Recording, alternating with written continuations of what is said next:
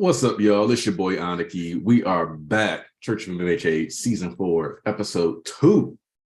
How have you been doing? It's been a while. We took a 2-week break. What you guys got going on in your lives? Go ahead and let me know. Y'all know I love to be here with you. I got slapped on Facebook with the single page, but that's okay. I didn't read the page. I just saw that it was a page that I didn't recognize and immediately knew that meant it was a spoiler. Jalen Baxley, the Tiger Blaster. All right, what's up?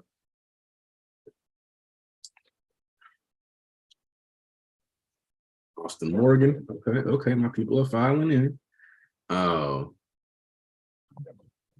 MK the baby. You gotta say the baby. All right, let's see how we doing. Let's see. So we left off Brava declaring her love for Gentle. We finally got the battle of the hackers that many of us have talked about for a very long time and expected to see. So excited for that. I'm gonna get some more story, finally get to learn more about what Gentle and Brava have been up to since the Culture Festival. Let's get it. You all know I like to wait a little bit before more people get in here. Let's see, we're at 13 right now. Just posted in the Discord. Hey, Brandon De La Cruz. All right, the people are coming. So y'all know we like, hey Thomas, about Tobufu. Okay, so y'all know we had about 6 weeks. Is it 6 weeks? Yeah. It's about 6 to 7 weeks before baby girl is supposed to get here, so I'm excited about that. Started working on corporate videos for my job, so that's fun. Getting to do a bit of video editing and video work on the clock. Might do a quick fun one that's only going to be like a short, because we're having a denominator contest to pick a new name. So I'm trying to get us a name and a mascot. If Thomas says I'm going to go nuts, that means that this is a good chapter. Let me see. You know what? Okay, that's a little coming through too. It'll cool, JT, and thank you for the props on the hoodie. All right, let's see. I got something planned later, so I got to make sure I'm at a reasonable pace. So that one guy, you know what? All right, we got 20 people, a bunch of regulars. We can start. Let me, also, Undead Unluck was great this week. It's been great every week. It's been killing it for a long time. All right. Oh, and new chapter coming in 7 days. So that means we got another stream next week. No break. Those are jump breaks anyway. All right. So, Task Force HQ. The evacuation system is down. Signal interference is preventing contact. There's a request from Gunga. They need backup. I'm remembering something from my days as a shut-in. Hold on. Let's see. All right. I don't see Mighty Boy. And last week they had Detective Sukuchi right next to Brava. That might just be an inconsistency, though. We'll see. Just for practice, I once wormed my way into Feel Good Inc. server and replaced all the ads with, what was it, Optic Kitty? Yeah. The code's functions are wildly long, and the scope of the variables is nuts. I gotta say, your coding habits haven't changed much since then. Let's see. The mascot of an internationally renowned clothing brand, Creepy, see volume 19. See volume 19, eh? Right? Is this the volume where we get introduced? Let's see. if I can spot Optic Kitty in this volume. All right, maybe I'll do a look. Let's see, this is before that. But, yep, because that's when we got introduced to them. Yep, okay. Let's see, Chapter Gentle on the Brava. All right, I don't think it mentions Optic Kitty, but that is around the time that those characters were introduced. So just reminding you guys that they were hackers. Let's see if I can find anything else about what she was doing. Yep.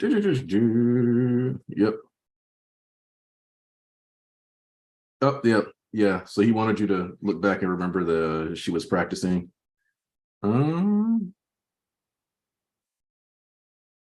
Let's see. Yep. And she followed him. All right. Oh yeah, there's a lot in this volume actually. All right.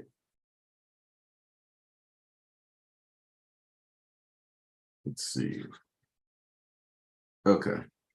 So yeah, definitely was more we were just saying to remember because this covers this volume covers, let's see, the end of the cheese chapter all the way to the cheese events, all the way to when Deku manages to snipe or almost snipes Gentle as he's holding the IV.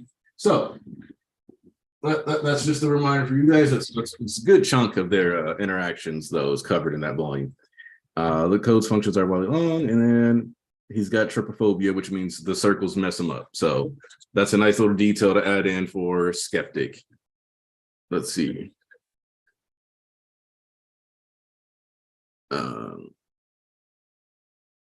All right, so we took a massive financial hit from that. Oops, my bad. The pump dance, make it stop. Oh my goodness, damn it, she's taking over every single one of my systems. I won't relinquish UA or the evacuation system. Those two most accursed ones. Okay, let's see. Yep. Oh, Giorno Giovanna, Tarnish, Tunisia. Okay, and Mr. Andrew. Yep. See, the people are really coming in here. Love to see it. Love to see it. Let's see. You pinpointed my location, haven't you? What if I flee? You still lose. The flame of revolution won't be doused. Okay, there's Suguchi. You just didn't look right when I was looking earlier for him. Suguchi, UA's altitude is continuing to drop. It's hurtling toward the ground. It won't stop. All right, let's see. Let's see. Keep going. All right. Oh. Iba, hurry up and do something. The system got wrecked by that last impact. I'm trying to code a brand new program so that the surviving section can keep the joint in the air. There's not enough time, though. We should have known it was a bad call to leave our final key line of defense to a convicted felon in custody. Wow. All right, Tsukauchi. Way to be a part of the problem. That's why you have the problem you're having right now, is saying stuff like that. Way to go. Way to not learn. Let me chill. Let me chill on him. Because he could say something a little less dumb later.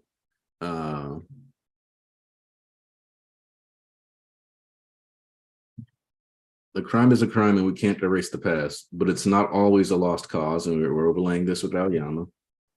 I am your villain. I don't care if you understand. That's what makes us heroes and villains. All right, and we see Deku out of breath, trying to catch his breath, facing off with Shigaraki. As we're falling, we've lost control. Prepare for a crash landing. What now? Get ready to fight. Whoa, a bunch of twices. Okay, so they're running out. Monoma, Sensei. Ethan. Okay, yeah. Those villains are asking for a taste of our lasers. They've been invaded from the inside. So our X-66 squadron, Another Jedi reference. Can't hit our allies too. Oh, hell. Wait, who's that?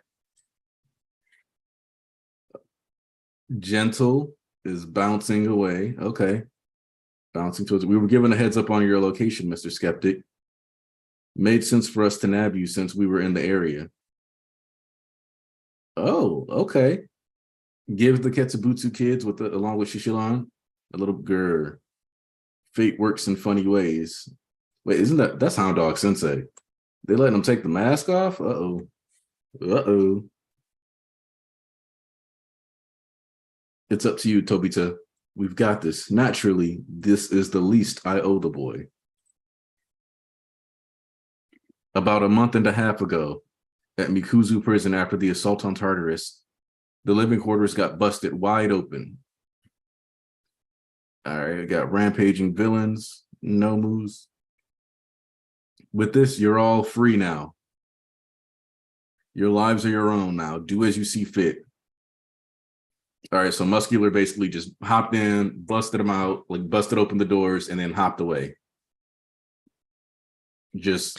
All right, so that basically means that's okay. So that also explains why Muscular became known as Jailbreaker, since effectively what they did was just drop him off at a couple of different prisons, have him and the Nomu bust through, and then pull out. So that's why he's Jailbreaker. Got it. We're free. Am I dreaming here? You really mean it. Time for revenge on the scumbag that sold me out. I know someone out there still needs a stabbing. Some of these dudes, man. Haha, the world's gone mad. Wild, huh? And then we see Gentle trying to get people to stop. What you want, punk? I ask you, is this truly what you desire? The only people who say they can't turn their lives around are the ones with no real desire to change. They're too impatient and they want results right away. I dashed headlong down the wrong path without the courage to restrain myself. Damn right, it's what we want, moron. I want to be the guy to show them all a bright future. Him to get back to what Deku said. I thought that only being together would bring me joy. That only our being together would bring me joy. Okay. 7 prisoners came under attack and only one has had no escapees. So, I don't know if you guys remember this or not, but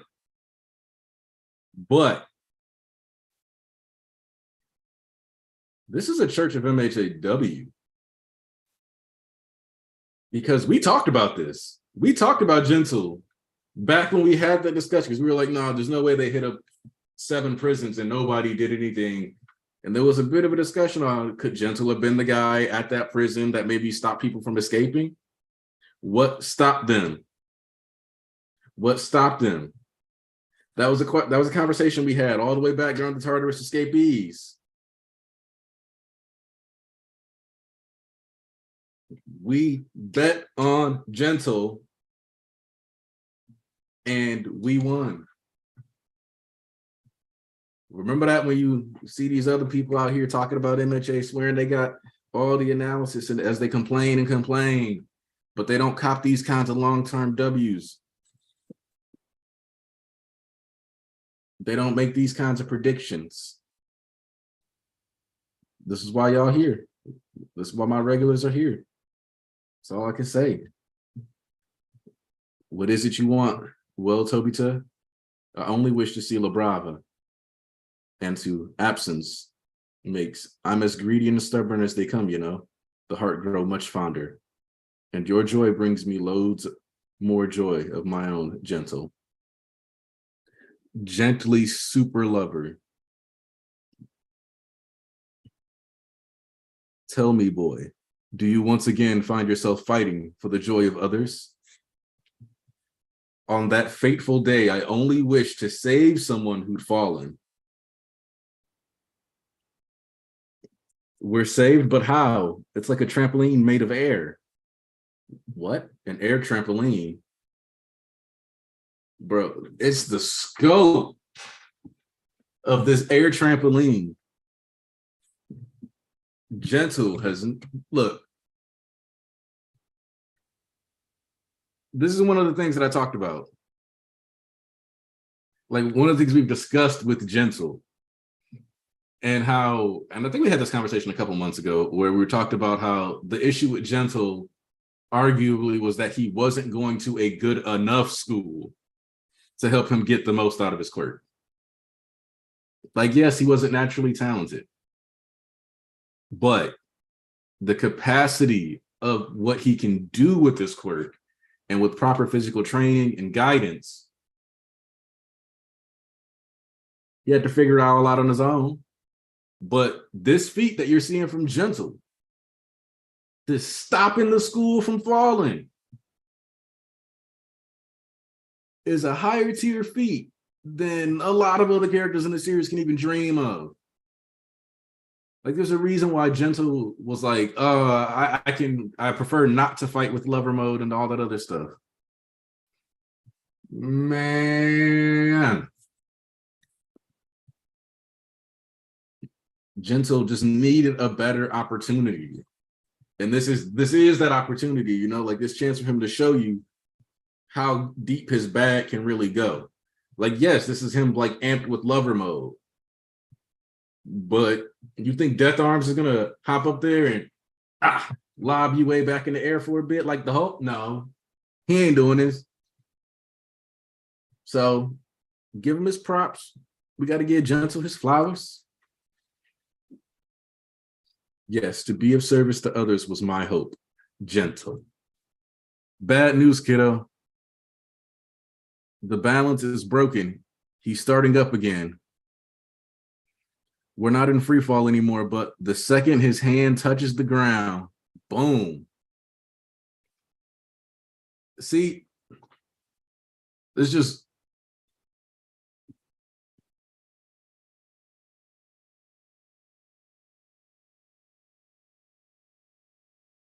oh snap. Okay. There's a lot happening right now, but okay.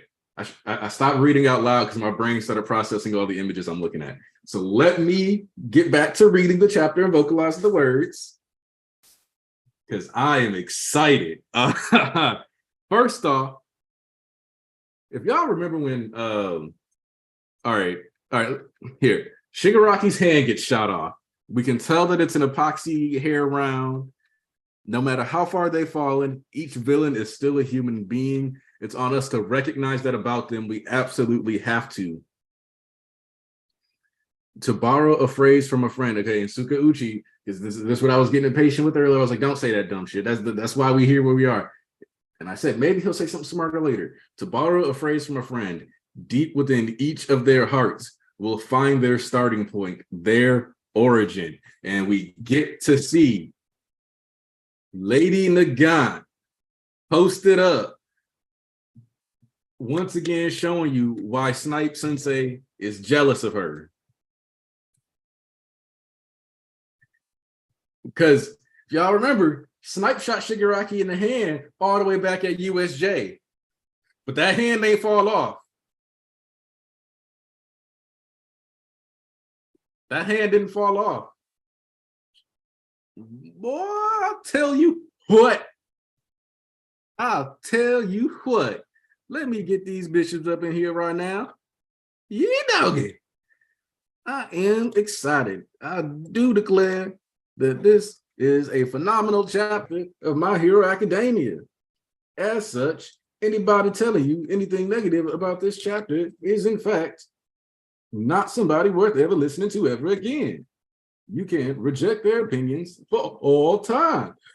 And it's fabulous to have such a clear and definable metric for rejection. It's truly beautiful. Also, I need to make sure I send this link to a very special guest. Let's see, where you at? There we go. Let me send you that too. Ah, man. This is peak fiction right here. This is what the kids call peak fiction. Because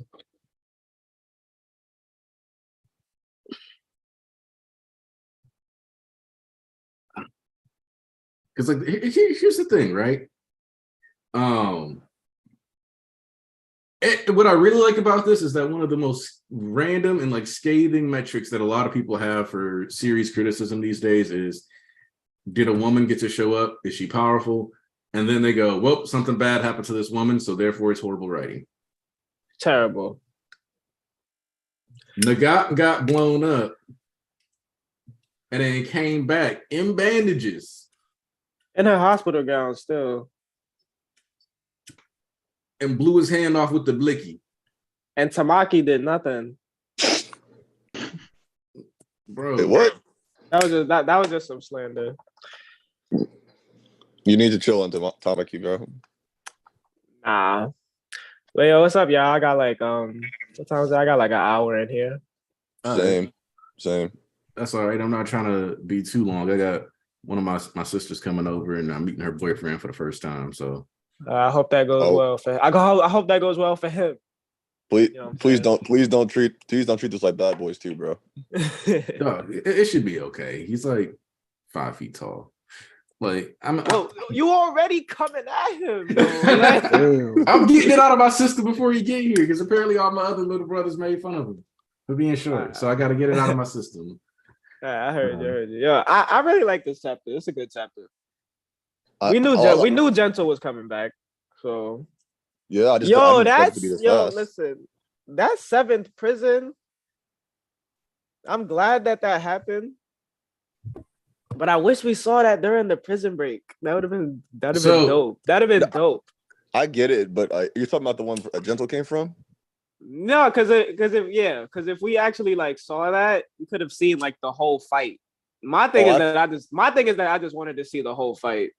So I always have mixed feelings on stuff like that, right? Because did we have a conversation about how Gentle was going to save UA possibly? Yes. Did we have conversations about how Gentle could have stopped that prison break from being successful all the way back then? Yes. But if it had just been shown then, how do I put this? I feel like, so I've said it impact. One, I think it's less of an impact because then there's no mystery and there's no reason to like wonder like what happened there. But two, and I think I've said this before, but I kind of feel like these last like 70 plus chapters have kind of been a litmus test to do you actually pay attention to and understand MHA or not? That's been Act 3. Like all of Act 3 has kind of been like a okay, you really claim you got financial, like you claim you got the literacy and you claim you really get what I'm putting down. So if I don't hand you, like if I'm not just hand feeding you everything, can you actually keep up? And like maybe Horikoshi shouldn't be quizzing his audience and their ability to like factor in the established precedent of the narrative and writing style. Especially because one of the big ironies to a lot of these complaints is that he somehow deviated from the established precedent. But then how did we come to these right conclusions? You know what I'm saying? Man. So hello, Thomas. So I do want to, hey Thomas, all right, no Google, I did not want to change my name, comes through with the super chat. Another Hori W. Why am I not surprised? What up, Kendra? And Poison Treat. So I do want to talk about that absence making the heart grow fonder thing. So what I'll say about this is that the love boost has always been like this in canon, borderline like cheeky nod to power, friendship boost, that kind of stuff, right? So to a certain degree, on one hand, like I do think it would be nice if we had like some focus on Brava trying to use her power throughout her life. On the other hand, it's similar to how Shinso was like, oh, I can't make people talk when I brainwash them. And then after actually getting to use his quirk, he got to, do that. Brava only had Gentle ever to really utilize that quirk with. In turn, she never really tried to do it without physical contact. And so having the distance plus, having not gotten to express that love kind of makes it, kind of lets you know that it also works as a bit like a stockpile quirk. And that the more that love gets to build up, then the more she can pour into him when she's around him, or even separate, and then the more he gets out of that. So it just kind of lets you know like another mechanic, so that like her quirk isn't just a transference of love into energy, it's a stockpiling of love and transference to energy. So it just gives you a bit more nuance to the mechanics behind the quirk, letting you know, once again, establishing kind of that stockpile quirks are kind of the most powerful quirks in the series. Rightfully so. Like, yeah, you got a condition. You can't always do full power stuff. That's why Deku is so OD, because he got like that stockpile is wicked. He's got like he's got like 100 years of energy stockpiled. Like, yes, the chapter title, like, yeah, the story of how we all became heroes. I'm sitting here like, yes, let them be the heroes that they were meant to be. Also when you got mad at like Tsukuichi in the beginning, that wasn't actually him. That was his homeboy, the cop on the side. Tsukuichi, he was listening though. He was like, that's why he said what he said, like, well, they're villains, but da. But yeah. Which that policeman got me tight too, because I was like, yo, Brava just found Skeptic, like she's doing stuff. You're mad that she can't do everything. Like, come on, man. Well, and that's kind of crazy too, though, is that you sitting here telling her to do something, reliant on her at that, but you gonna pop an attitude? You can't even do this without her. You didn't find him. Like, you didn't do any of that.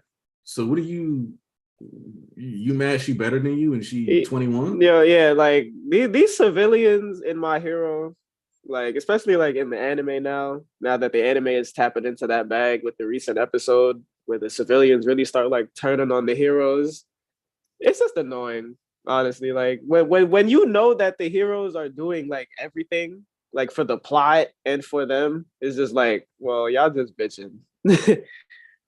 Dead ass. Like, you just bitch made, bro. And it's okay to be a bitch, but you gotta accept that you a bitch. And then move out the real niggas' ways. So don't come at La Brava for your bitch nigga tendencies. Don't do her. She clutching it. You sitting there, please help. Like, nah, bro.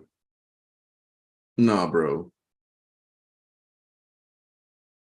He's talking about some hurry up and do something. And then when she can't, he's like, this is what we get for trusting villains, man. Like, you just said do something. Like, bro, you just looking for a reason to hate. You feeling mad, insecure right now. Like, that's all it is. That's insecurity. Damn, I got eclipsed by this 21-year-old that is just this is because, like, on one hand, I get it, right? This is like if somebody from Stan Twitter showed up to your job and just lapped you like 100 times over. And you're like, you spend all your time obsessing over Taylor Swift, but you can do all this. But on the other hand, like, bro, she wouldn't have been a good villain if she couldn't lap you. So just accept that. Yo, another thing too, Muscular is an OG.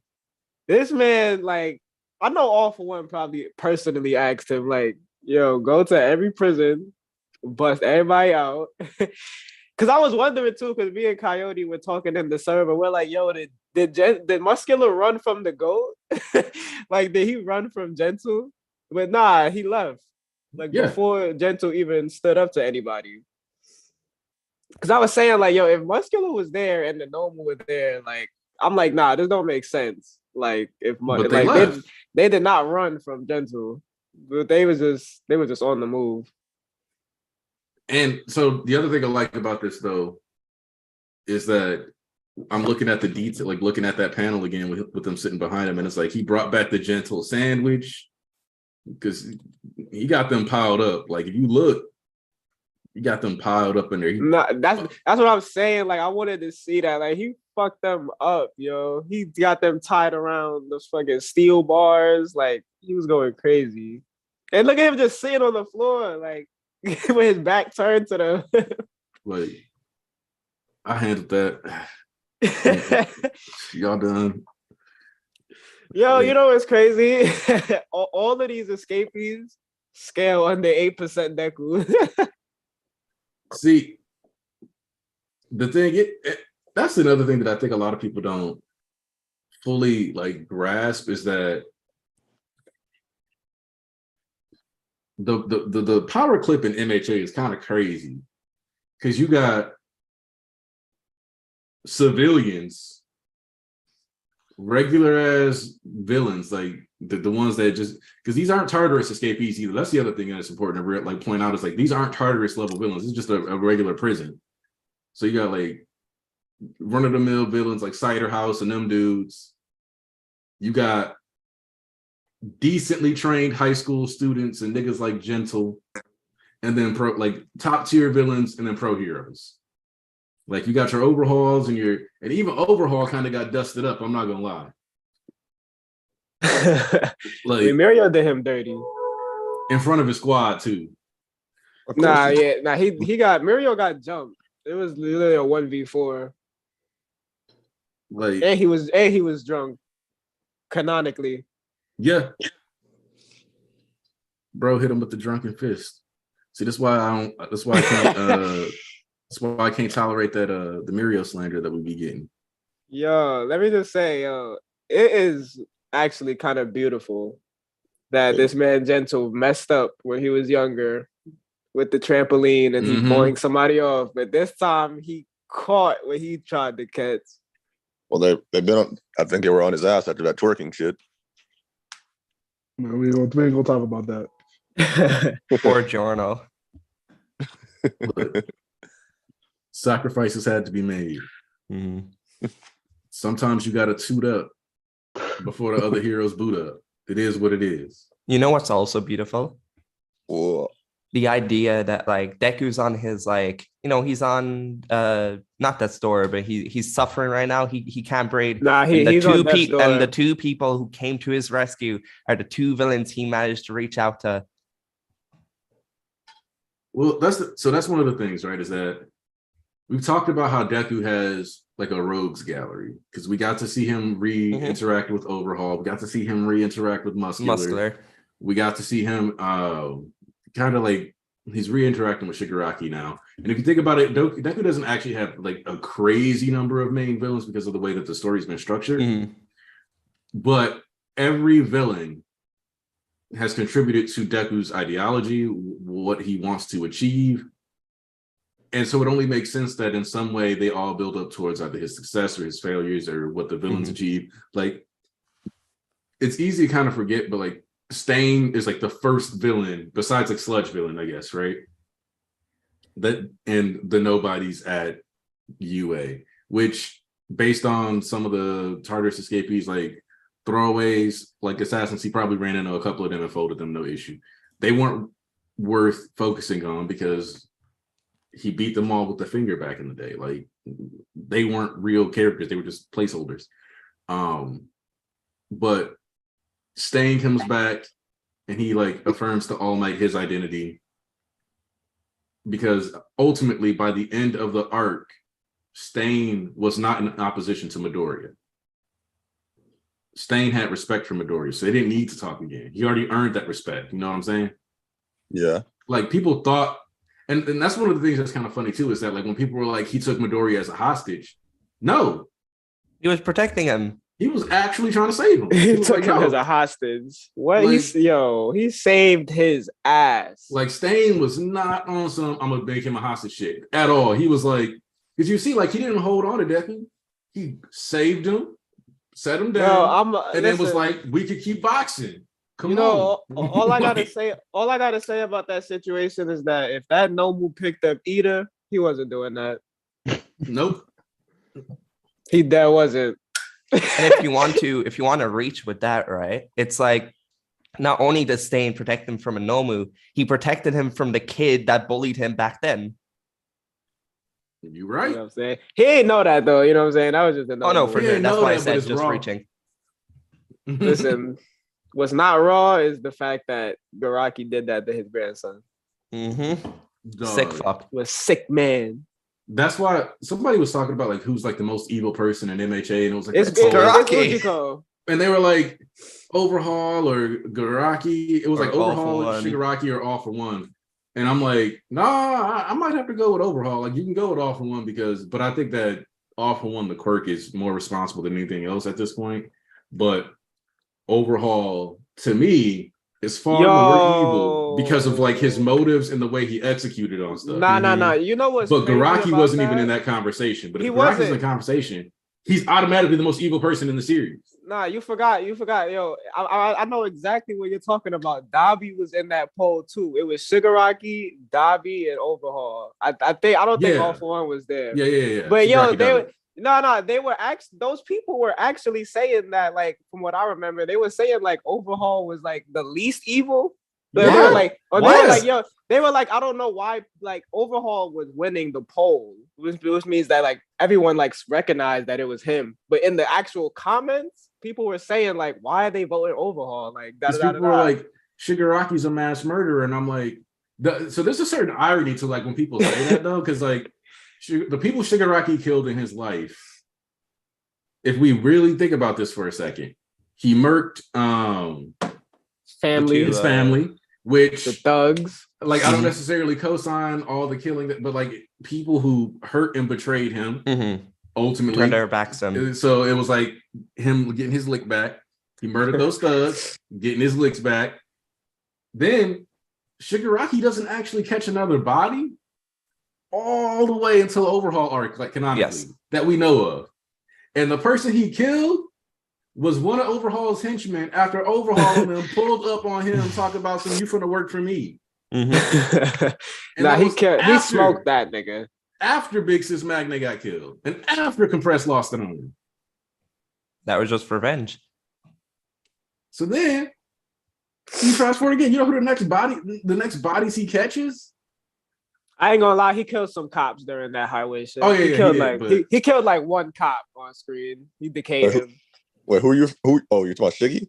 Yeah. But you know who he catches then? MLA members. Left and right. Who are threatening his life and forced him to come there. Or they were gonna send a bunch of the top 10 heroes after him. The CRC too. Yeah. Racist. You know, complain about him killing They called racists? his friend a gecko. Like, we complaining about murking racists now? And honestly, like, I'm gonna keep it a stack right now, a full stack. The only reason why people call Shigaraki a mass murderer is because of his like massive decay wave in the war, which we don't even know how many people that really killed in actuality. And even because there was an evacuation. There was an evacuation. You know what I'm saying? They got rid of some civilians. So I really don't know how many bodies he caught. I feel like if you are asleep and somebody kicks your bed, then somebody yells at you, and you have the ability to like destroy things, you are allowed to wake up and clear the place out. I think that's a valid response. I'm not saying Shigaraki is right. I'm saying his response makes complete logical sense to the extent that it's barely amoral. A bunch of people, like, you getting jumped. You don't know how many people around you there are that are antagonistic towards your well-being in your life. Therefore, you just got to air the place out. And he spared the Nomu, which means he was only trying to hurt people that he thought was trying to hurt him. Oh yeah, I'm just saying, a good lawyer could get him off on self-defense for a lot of these charges. All I'm saying, a lot of these charges could be chalked up to self-defense, especially in Texas. Stand your ground. You came in my house. Lawyer, Deku. Yo, listen, I Overhaul is a sick man, bro. He killed a child over and over again, and not only that, he killed his own lackeys. Like he murdered people. He murdered people. Like he murdered that one guy who let Eri run away, and he killed somebody else before that too. Like even his own men were scared of him because he was killing them. Remember when he did the rapper? Yeah, sure. I was about to bring that up. He was essentially torturing Rappa at that point. No. To be fair to Rappa, to be fair to Overhaul, he wasn't really torturing him. because that's what Rapper wanted. Rapper wanted to have that. True. That's literally what he desired. true. That's why he was there.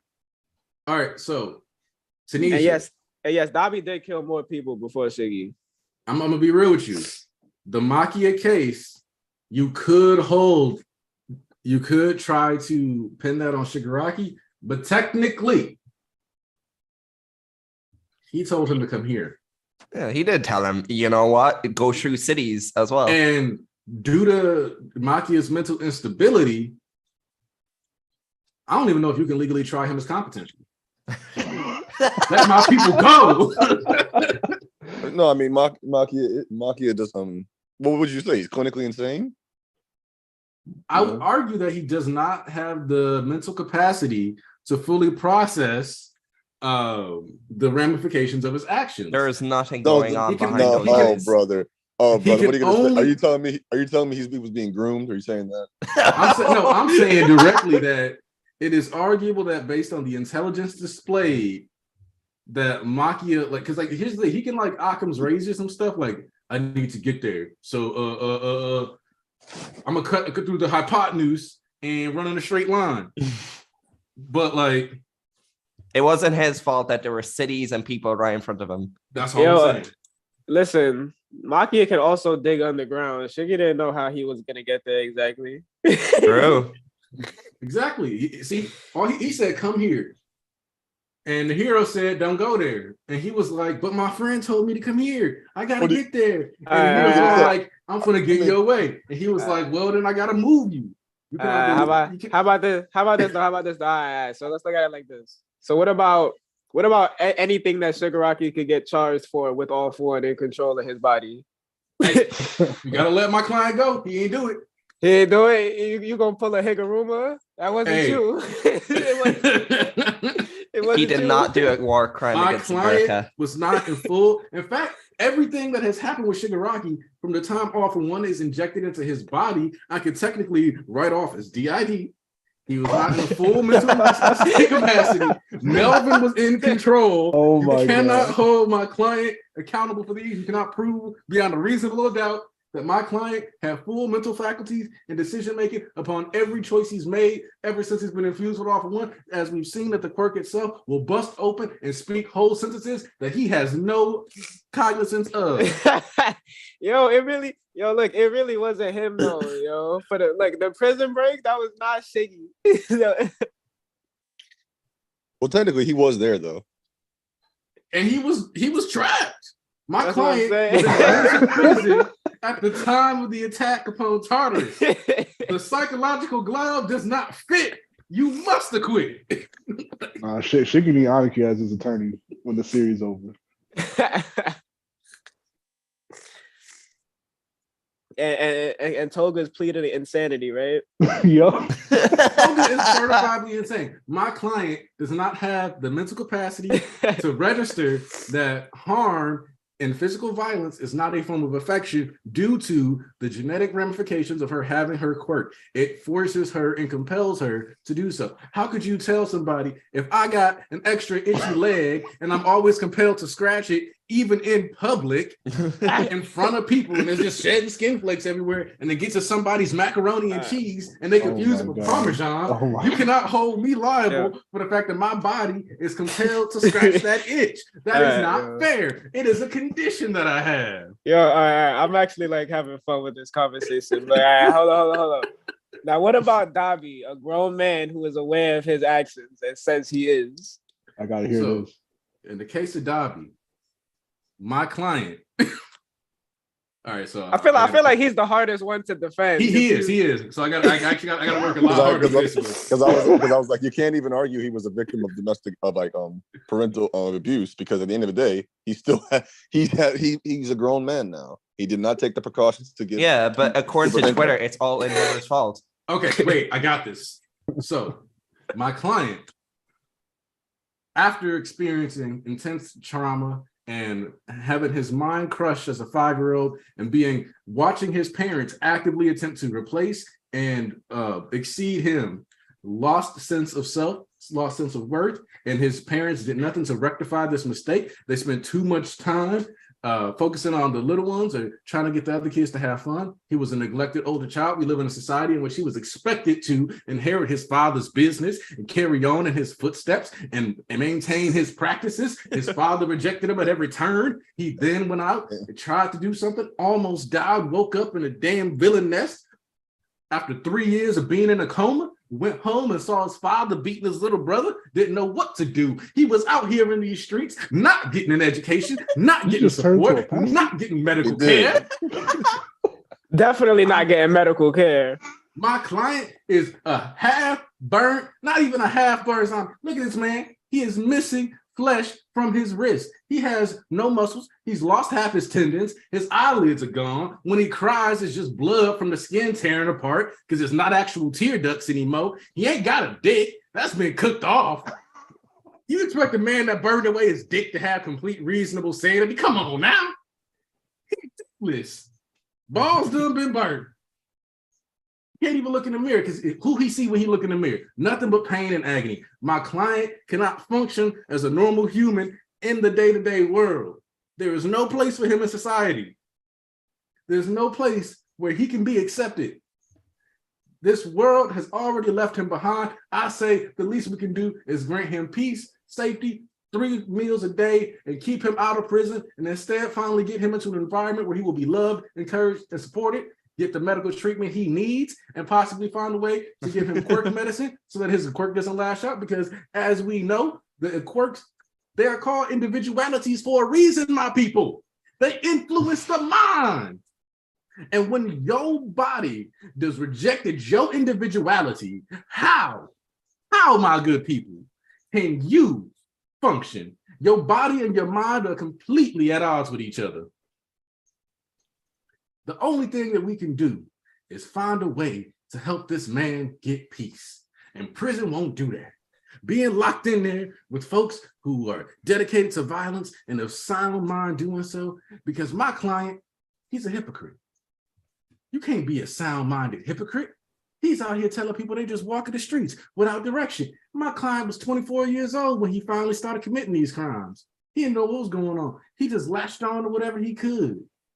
My man is the victim of a cult's brainwashing. The reality is that, as you know, here in Japan, we have an issue with cults. We've had this issue with cults for centuries now.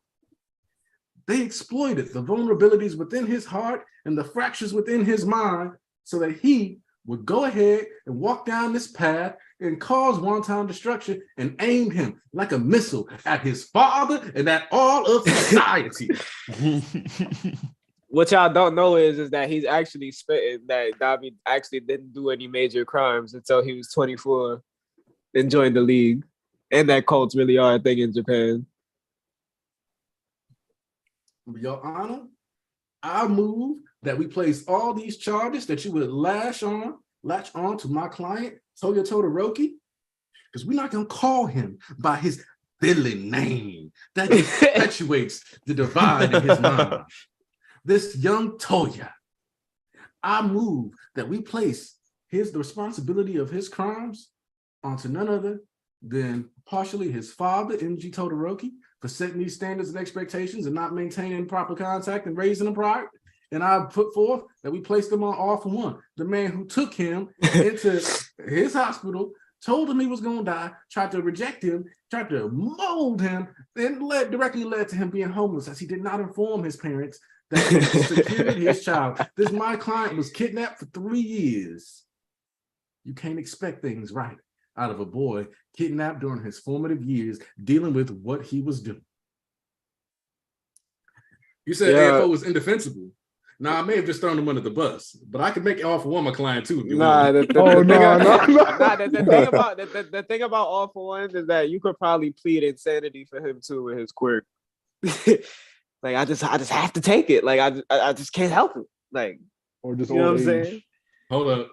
Do y'all want me to actually try? You want me to try all for one real quick? Wait. Before all for one, can you do Nagant? Well, yeah, that wouldn't be that hard. Since that's chapter relevant too. Oh, Nagant. Your Honor, my client was taken in at the tender age of 10 years old. She was molded and lied to by the Hero Society, by the Hero Commission. The Hero Commission promised her a world of peace and prosperity and told her that she would be making the world a better place. And instead, what they did was convince her to do state-sanctioned murders upon the very civilians she was sworn to protect. People who considered finding a way to protest. They didn't even get the option to formulate their plans. She was forced into this. And ultimately, do you know what crime got her put away? It wasn't the harming of civilians at the direction of this here government. No, it was something much worse. It was her murdering a man who had instituted the execution of civilians without trial. Yeah, you know what told else? him She that lied. she They did lied. not want to do this. Mhm. They said she killed the hero. If it please the court, I'll pull witness Tarnish's testimony and I'll place it before you.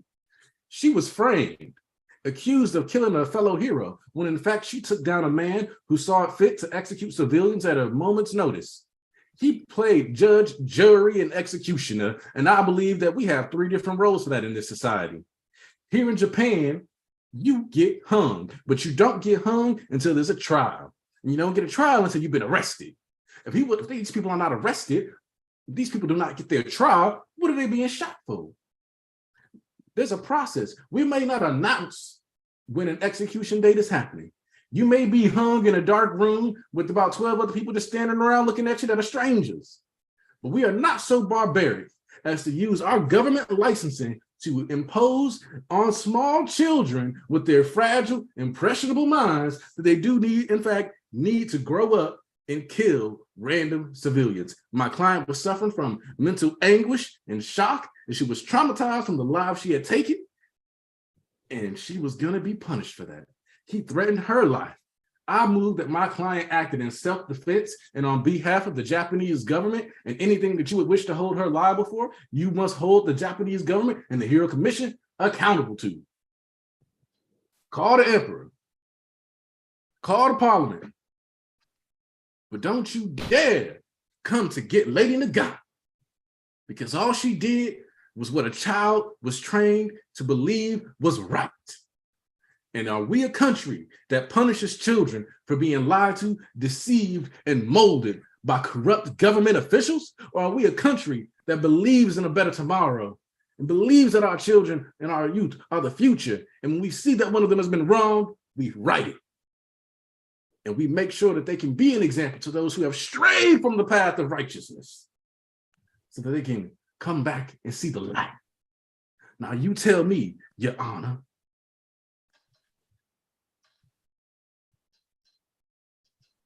All right, Moonfish. All right, look, Moonfish is.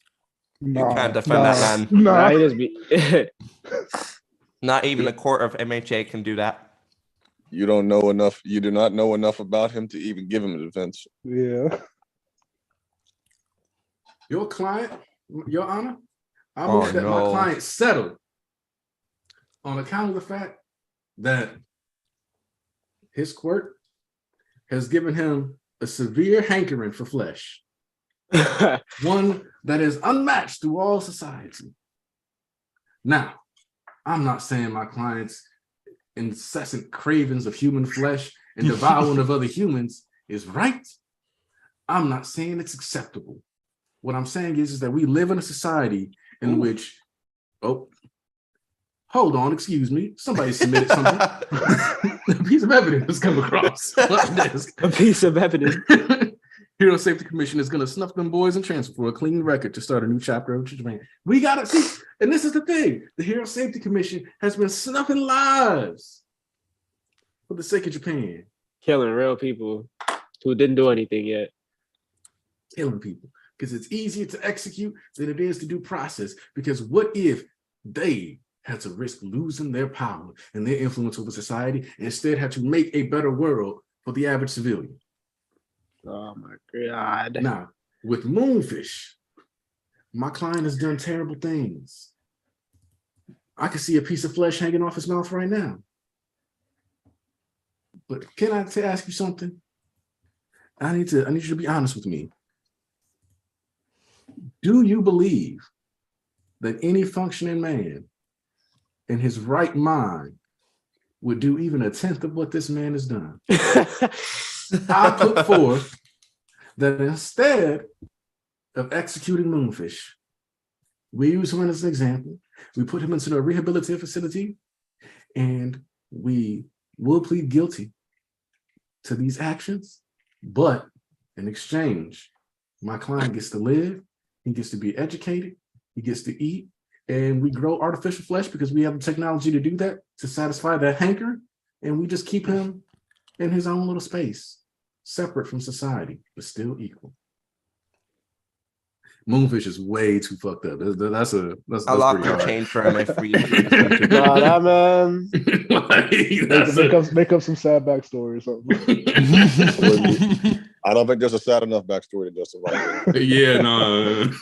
Nah, don't underestimate Yo, Twitter. bro, did Gentle really fold this whole prison of niggas, bro? Like, No, Lover Mode too. I'm still stuck on that, bro. Like, he folded leveled up. He leveled everybody. Of course he did, bro. And he was bloodied up at the end, so you know it was a real battle. Like, they was really throwing hands.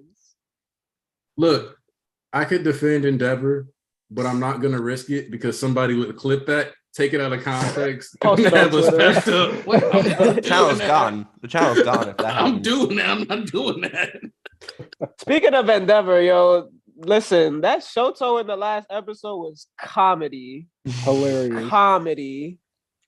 Like the way, like, yo, his voice actor knows what to do when Shoto is in the script. I don't think that those prisoners are necessarily weak. Of course, like the average hero is also kind of a scrub compared to like Gentle.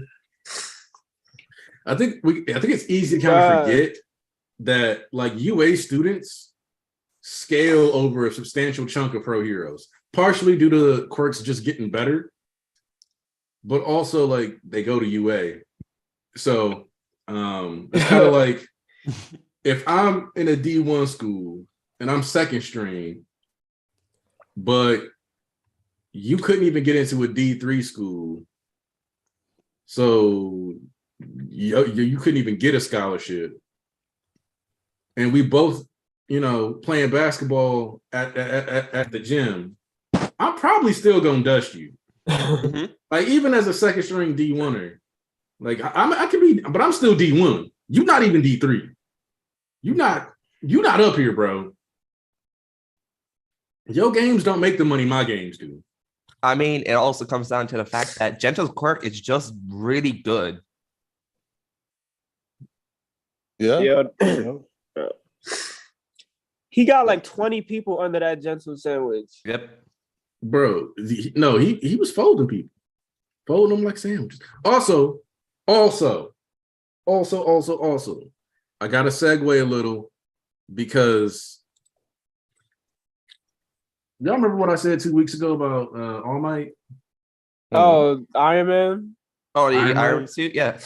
Yo, listen, if that's really what's about to happen, I'm like 50-50 on it. I got to see the execution. We had an entire conversation about that panel in the server. Ooh. Like If whether that that panel's happens- from Deku Black. The one thing I can say about this that would like make it, fully make sense. He was pretty surprised that Deku's Air Force gloves. He was like, they can make them so compact now.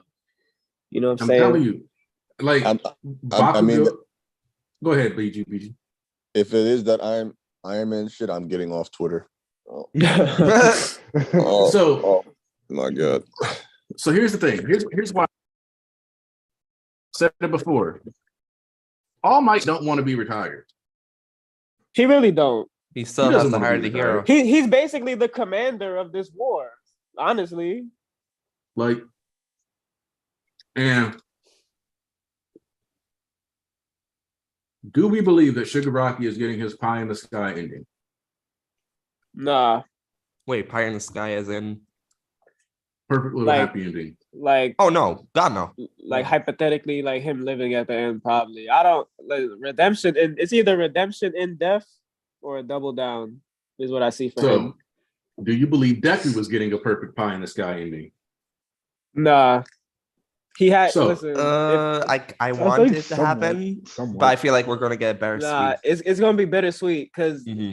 it really depends on what you think happens with Shigaraki. Because I don't think Deku would be happy if he died either way. so And if here's you my think thing. he's gonna die, then nah. Do you feel like Gran Torino realistically should have died? Yeah.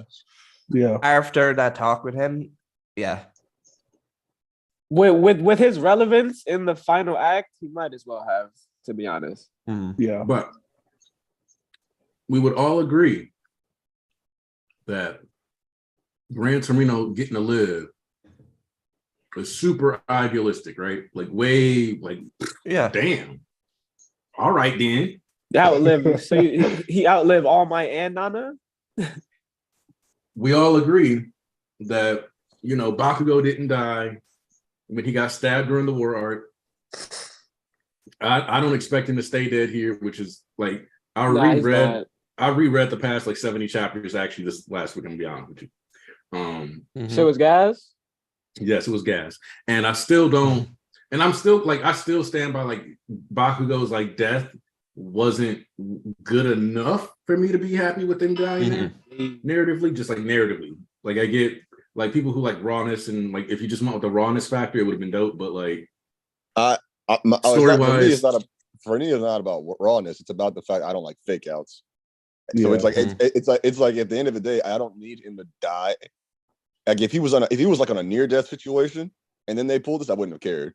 It was the fact that they literally told us the nigga's heart stopped, and then and then it's like, oh, and actually we have a way to stop that. Actually, I'm like, oh, God he didn't have to go that hard. Is what you Hey. basically. yeah. First of all, yeah. Bishop. Man, you lied. What you mean, bro? What I lied No, about? no, no. I'm on his head. He told me like 40 minutes ago I'll be on at like 5. Nah, I'm on his head. He asked me, am I gonna be here? And I got him Nigga asked me too. Damn. That's because I have reasons for y'all to be here. Besides, I love y'all company. What is that? We got about 15 minutes. All right, so let me talk. So let me just open up It's on a this, and huge speech. I'll get back to the chapter later. I love how what happened was that apparently I got cooked on Twitter. Oh damn! So You got jumped. I actually love the fact that happened because you know why? It proved two things to me. One, the internet is not real because I didn't know I was getting cooked because people don't understand. I get on that account for 2 minutes on Friday after I read the chapter, post and leave. Then I get on there on like Saturday, post about Bones and leave. On the total of the week, I'm on that account for like 10 minutes, and that account don't seem the light of day for me ever again. So I wouldn't even know had niggas not told me that, like, oh, you actually getting cooked, like in Discord. So that's number one. I don't really give a fuck. What actually, funny enough, that disappoints me is that my mutuals didn't actually read past what I actually said. Now I see in a sense that the title may have been clickbait, but if you actually read what I said, everybody missed the point that what the fuck I said. Now the title was more so clickbait, and after that, apparently niggas just seen red and didn't actually read what I said in the at the rest of the first tweet and the second, and then I also made another tweet double-fying and clarifying again exactly what I meant. So what I said was this: all for one's grooming is irrelevant in all caps, right? Now niggas seen that and didn't go anywhere. That was kind of wild. It was, but niggas seen that and didn't go anywhere past that. What they said, they looked at that and said that. After that, I went on to talk about the urge he had and the pleasure he felt in killing his father. Then niggas want to talk about, oh, it's his abuser, this, that, and the other. Yeah, but then I also clarified other incidents after all for one that was there. It's one thing that you're grooming, right? And you telling this nigga to enact on the urges and desires he has, which are wrong. You're guiding him in the wrong path. That doesn't change the fact that within himself, he has those actual urges to kill niggas. Bakugo is not a killer. I give Shoto the edge to kill a nigga way before I give Bakugo. He just talk. He got the hands. Yes, it can is capable of doing it, but he more so be talking about it. I see Shoto. Pretty sure everybody agrees Shoto would kill a nigga before Bakugo would actually catch a body because we actually seen him with Chimera. That nigga should be dead. That nigga should. We seen him with Shiggy. Shoto froze like the villains at the USJ and was like, "It'd be crazy if your body went into hypothermia and you just died here." Like I'm trying to become a hero. I can't be killing people. Like Bakugo be like, yeah, I kill him. Like I don't really see you actually killing somebody. I think you just be.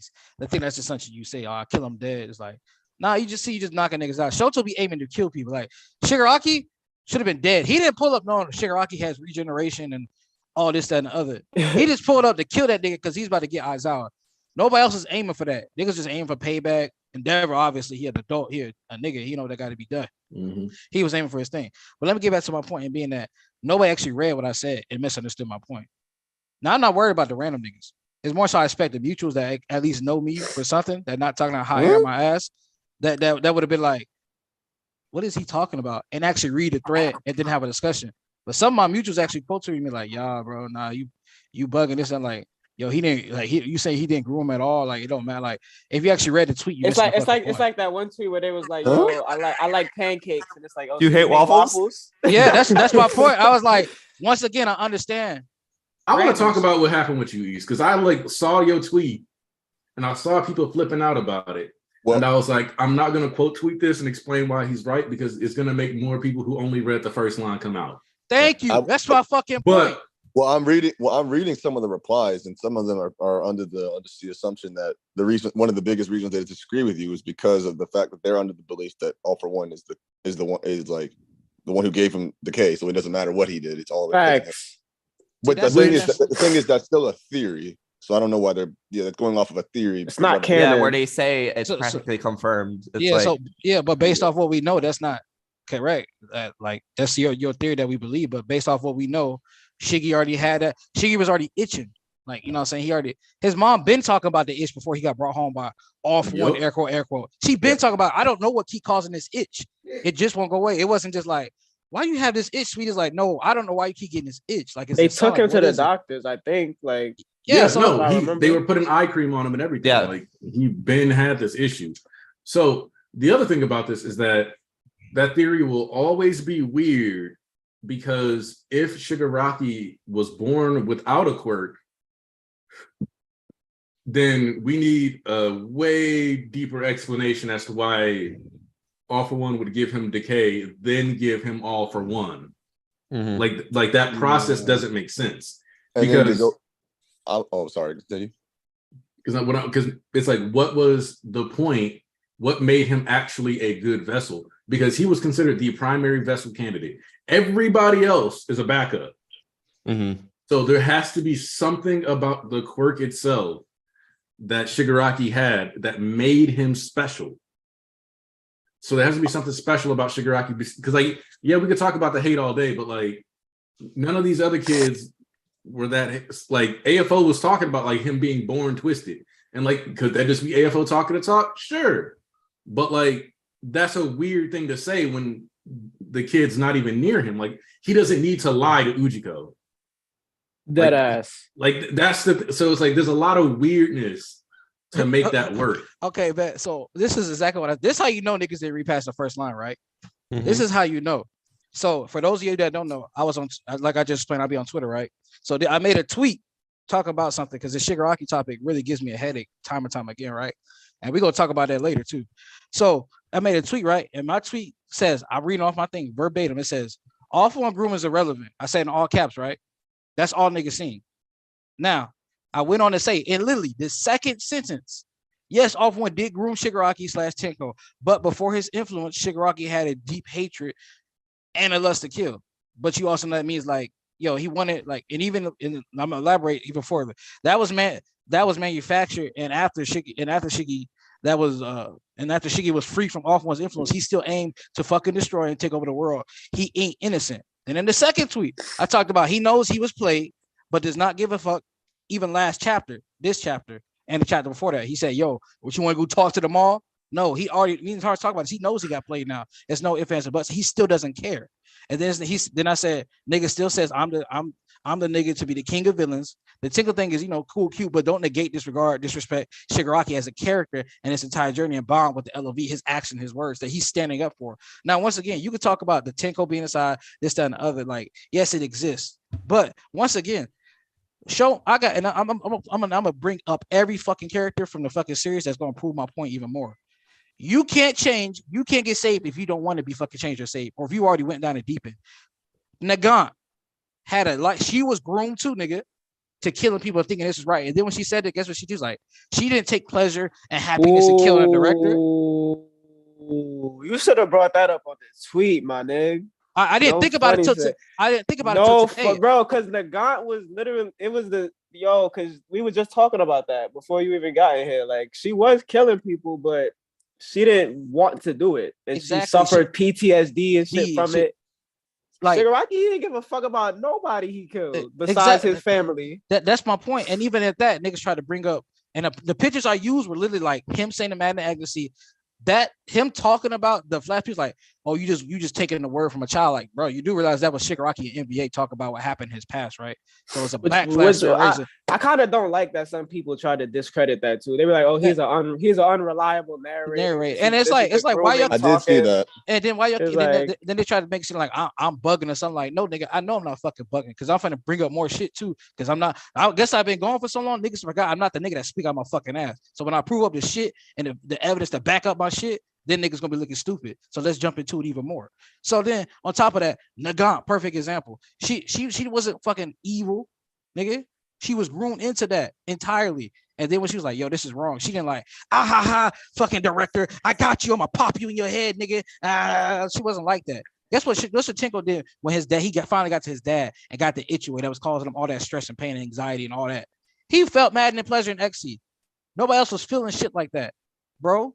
Like, I understand Off One groomed him to take on his urges. Who has the urge just to kill people just because they push you over and beat you up? Just like, no, you want to get back. That's normal. But he wanted to kill those niggas. Off One didn't say, I know you want. It's like, you don't. He's like, he insinuated it. He didn't see. He was like, Shigaraki's like, when did he plant in Shigaraki's head? You want to kill them. You want to kill them. He didn't. When did he drill in his head? He drilled and groomed in his head that it's okay to act on the bad things you want to do. He didn't like manufacture, like, brainwash him into like, you need to kill everybody as your enemy. Everybody's like brainwashed. Like, no, he goaded him and groomed him. Yes, but the Shigaraki in his heart was like, yo, I want to kill these niggas. But he's like, because he did it when he was on the street. He almost got up and was like, no, I'm gonna kill these niggas. And then Off One was like, what you want to do, bro? He was like, I want to kill those niggas in that moment. It's like you keep taking, like, I understand he's a victim, but he's also a criminal. At that point, I remember when NBA Shigaraki was growing up, right? But now he's once again a victim and a man-child. Why are we reverting back? Because he's getting a fucking play by Off One. He keeps fighting. Once did I see this nigga say, somebody please help me, my friend's a hero? He didn't ask for that. Even if you reach out your hand, a nigga has to take it. He's already so far gone, and he realizes that. What is Deku going to actually offer him? Even the Tinko regard, it's gonna be like, it's okay to, like, in the end of this conclusion, the best thing would be like Tinko acknowledging and being free, but Shigaraki like, yo, I seen it even like in Jagan, you're gonna back me up with another character that was a rival. He was like, we are the same. Like, nobody had the same. Like, listen. He's like, listen, bro. He was like, I fuck with you. He was like, they were enemies still. Like, but listen, I understand where you coming from, but I already did what I did.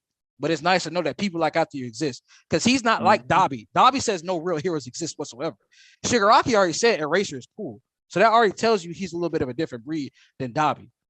They both have like hatred for the world, but it's like in different regards. So tell me I'm bugging, because once again, I can bring up again, gentle nigga. That wasn't somebody that was evil. That was something easy to change. Once again, Rappa was rolling with the Yakuza, but he was just a nigga that was looking for a good fight. The mutants that went into war, they stopped because guess what? They were just hurt people, like, but they wasn't deep lying and hatred and rumors. Like, one at a time, bro, you have to realize Shigaraki needs to take responsibility. Because what's gonna happen? Like, you're right. Off One was grooming me, y'all. I'm sorry. So then all his crimes should be absolved, right? Because he was like, it's all Off One fault. I mean, if I'm his lawyer, they will be. but you see my point. But you see my point. And even I'm glad that shit happened on Twitter, because once again, it always proves you are guilty and proven innocent, not innocent to prove guilty. And I'm about to bring up 3 perfectly good cases of like that. One is the most recent one. Everybody jumped on Young Thug head, called that nigga a dumbass for taking a Percocet in a fucking courtroom. but he just got denied that. He just got cleared of that charge. Because guess what, bro? I passed niggas pills in work, and they be like, yo, what the fuck? They didn't know I was going to actually pass the pills. So he didn't know his homeboys would come like, hey, bro, come get these perks. I got you Xannies. But people blame me because rappers are so addicted. But I'm pretty sure like a nigga that's like not snitching and risking it all to go this hard is not going to risk it up by like, let me get a little pills for my drug addiction. He would have did that. He would have just snitched on everybody to get less time and get his shit faster. I promise you. but he got absolved. But niggas blamed him so quick. It's like, so then who you gonna believe? You or the court of law? Then once again, the Megatory case, niggas was like this, niggas like that, niggas had strong stances. But then when the court case came out, and it's like, oh, he's proven guilty because of this. Okay, then.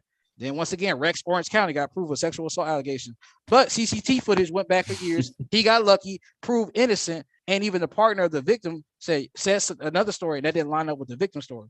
So then I was like, oh, I already lost all my fans because y'all didn't want to hear my side of the story. It was just guilty and proven innocent. That's my issue with things. That's why I stay absolved. Like shit be coming out because I'll be like, let me hear all the facts because you can't just believe any and everybody. I could lie right now. Somebody lie on my name. Just like the tweet. Niggas didn't even understand. They read the first thing. So if I got accused of something, niggas just gonna be like, no, niggas, my mutual's not even gonna trust me. Fuck the randoms, like I said, that quote tweet me. The niggas that should have known me for years didn't even give me the fucking time of day. They just like, yo, yikes, bro.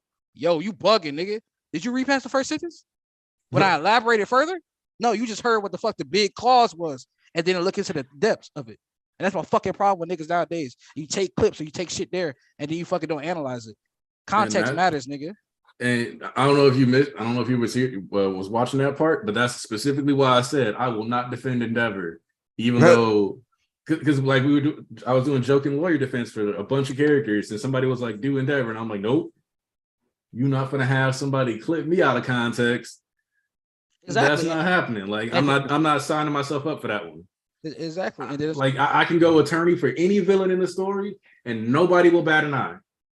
If I were to do that for Endeavor, everybody here who is watching right now, here's the thing. When I was doing that attorney thing, I think we peaked at like 60 some viewers. And we've been going up and down for a while since, but the 60 some people who were watching the stream could all come out and be like, no, I was watching Aniki talk about this in real time. This was all just like a joke with him defending different characters in the court of law. Y'all taking this way out of context. But it wouldn't matter because the tweet where somebody was like, I can't believe this guy would do a fake lawyer case to protect Endeavor. This is why like the dudes in the anime community are scum. That tweet would probably hit like 15K likes, have like 2,000 quote tweets all dunking on me. And the 60 folks that was here would just be ignored. Exactly. Listen, niggas are never as loud on the run back as they are when they fucking getting at you. So like I think Coyote or somebody was like, yo, bro, you should kind of clarify what you said. Or like, so I was like, nah, fuck them niggas on Twitter. They can suck my dick. I ain't apologizing and I ain't clarifying nothing. If you would have just read the fucking tweet, you would have known what the hell I meant.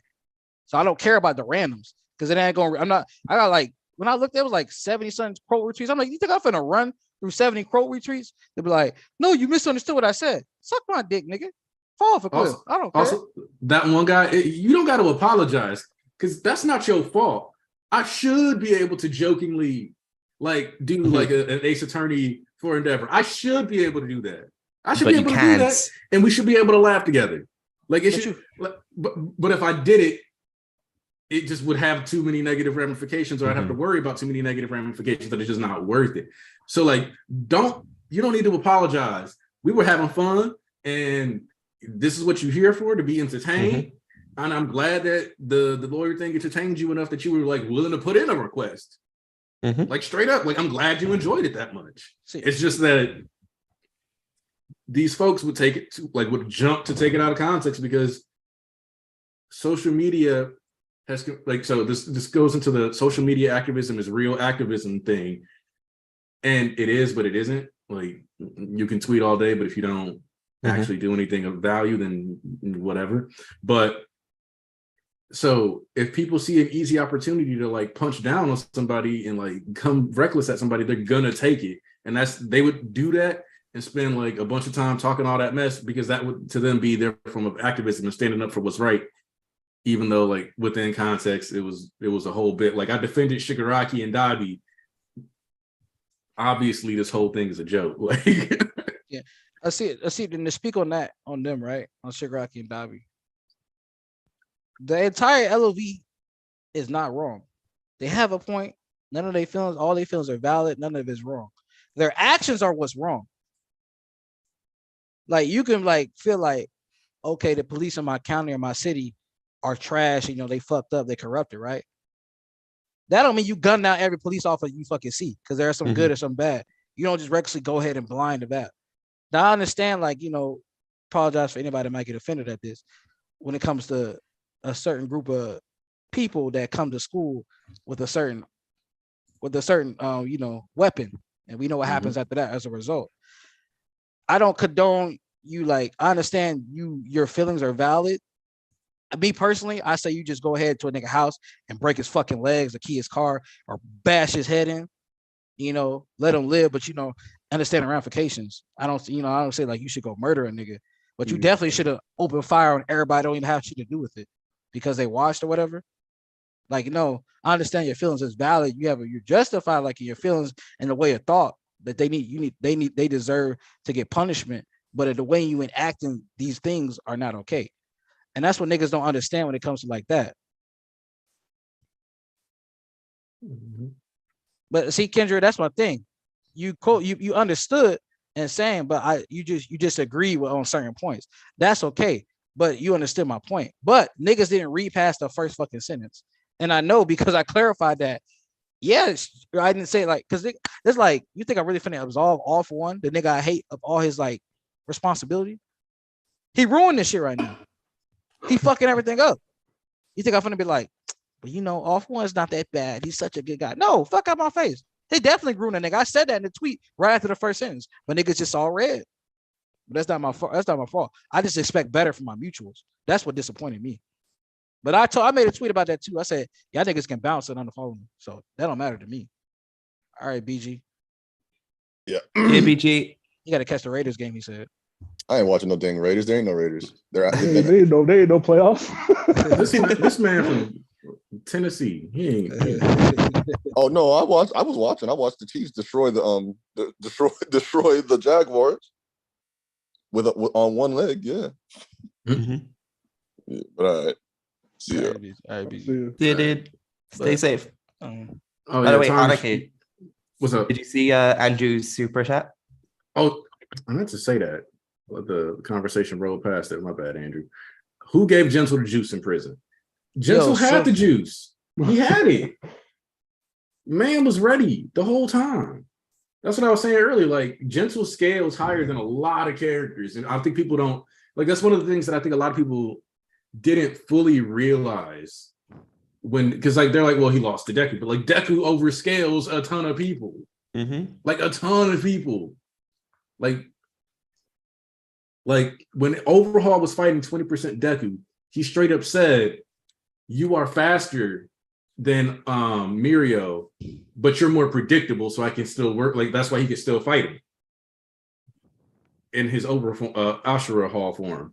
So like anybody who's fighting a Deku that's bursting up to 20% and dropping back down is fighting somebody who scales over some of the most like established villains and some decently top chickens. Like, the thing is that if you ask somebody where Mirio scales, like if they just decided to value the rankings a bit, most of them would say that like, yeah, he's pretty high tier. Like, he's pretty high tier. Like, he doesn't have like the same level of knockout power as some of these other characters because of the nature of his quirk.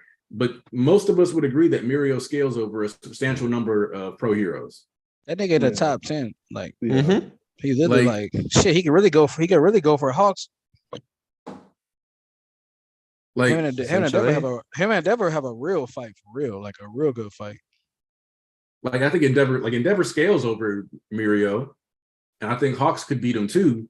But I think it would be a lot harder. Like, Hawks versus Mirio is a way closer matchup than I think some people would probably realize, just off the fact that at the end of the day, Mirio's best matchup are physical-based opponents. And niggas did we get Gentle stats? Let me check his stats. Man, we only have one, and that was only in Ultra Analysis. That performance would be lying. That performance would be lying. They said that nigga Dobby was at a C. That nigga over here pulling out S tier shit. Like, his technique is 4 out of 6. His speed 4 out of 6. Power 3 out of 6. He's pretty powerful. Let's see. But Tyler is like Mirio shit is like a cannibal. His body's strong as shit. It's like that nigga can launch himself. If I launch myself, if I punch you regular, that's one thing, just regular punch, form or no form, proper punch or not punch. That's what this is a punch. But if I fucking launching myself at you like a fucking projectile, like a damn bullet, yeah, you could get it. Yeah, because the thing that makes Mirio top tier is he's got a good combination of speed and technique. Because he's got an A+ in speed and an S+ in technique. So like he uses the speed to offset the fact that he doesn't have a physically amping quirk, and then rocks your shit. Exactly. Even then, like his durability and his upper body strength, like if he didn't have that, his quirk would practically be useless. Because what's he gonna do when he's shooting around at like Mach 1 and then he punches you and his body like shatters? Like if he had like Nejire's arms and Sun Eater arms, he not doing like or Genus arms, he not doing that. But yeah, that's my point, Tyler. It's like you just be a kitty. It's pride. like if I throw a bullet at you, it's not really gonna hurt like that. You're gonna like you'll like feel it, but you're not gonna die. Now if I shoot a bullet at you through a gun, you're gonna die or bleed out or something. It's gonna pierce through your body. Let's see. Just scrolling through here. Who changed my name? The anime always did they really? No, the anime always doing that shit though. It's like because like Deku was not doing that shit. He did the overhaul in the manga. Like he did it, but he ain't punched so fast. I mean, that just comes down to animation. Like a lot of people will just over exaggerate, and that's fine. Like for example, Deku versus Kachan Part 2. There are parts in that where Deku hasn't done it, like the spin kick. Yeah.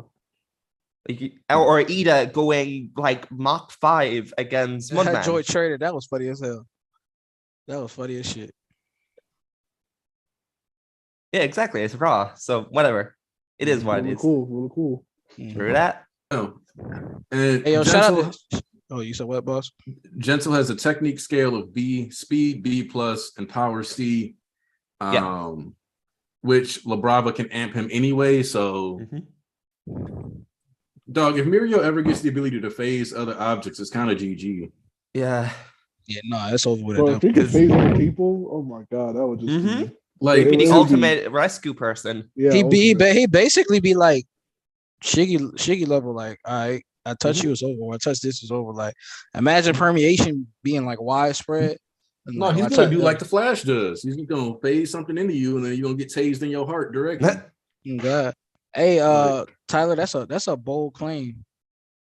Chapter 400 will be the story how we became heroes part -2, because that's kind of far. That's kind of far off. That's kind of a bold claim. The Madman, why you territory? I know, right? The Madman, why you delete your thing? I agreed, I believe, with what you said. I didn't even see what he's exactly, but I forgot what it was. But I agree. I was going to read it too because it was interesting. Oh, he talked about Nagant's body being able to handle this stuff because like the shockwaves and all that. Honestly, I'm gonna keep it a buck with you. I don't give a fuck how she survived. So it's anime. Here's my thing, right? Is that anime? I'm tired. Nagant living or dying. First off, it was a lose-lose for Hori. Hold on, my computer being a little funny, but because like if she died, right, folks was gonna be like, see, it was bad writing. She died. Hori's a misogynist. All that good shit, like good.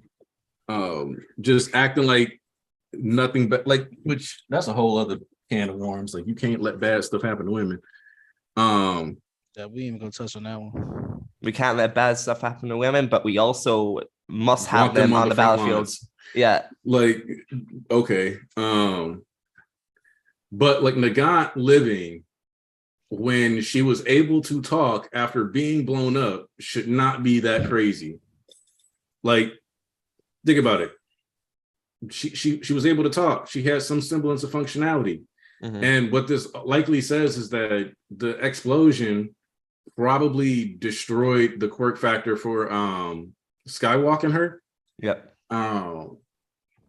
So if she can handle getting her arm broken by Deku, who we saw catch up to a bullet, then she clearly has decent enough durability to deal with at least like so this is one of the things that's like so fucking funny about like manga and anime folks.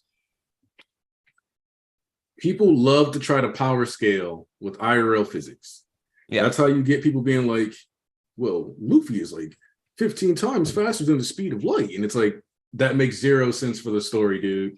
Or Naruto is capable of destroying a star or a universe. Naruto has unlimited speed because of this one fact.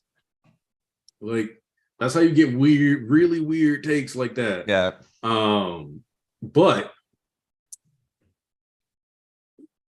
when you don't have to be that disingenuous with My Hero, and the funny thing is that if you choose to be disingenuous with My Hero, you get to say Deku's over 20 times faster than the speed of light, but that's a whole other conversation. But My Hero tries to adhere to physics pretty well. Like, Bakugo is more durable than Deku at the time of final exam arc, and we know this, or at least he's more durable than 5% Deku at the time of final exam arc, because Deku tries to fire off the gauntlet, and when he fires off the gauntlet, it dislocates his shoulder. Bakugo fires those gauntlets without his shoulder being dislocated, which means that fucking season 1 Bakugo, upon entry into the academy, had higher durability than 5% Deku. Yes.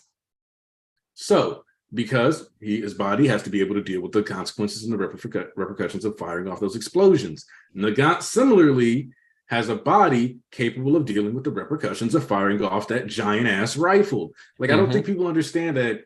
One of the things that a lot of people have happen to them is that if they're firing like military snipers that fire off Barrett 50 cals all the time and all this other stuff, some of them actually specifically will have like a giant patch of callus, like right here, just protect on their themselves from shoulder. recoil. It builds up from their body just being just hit all the time. So it just naturally, your body starts developing the callus so that you're taking less of an impact.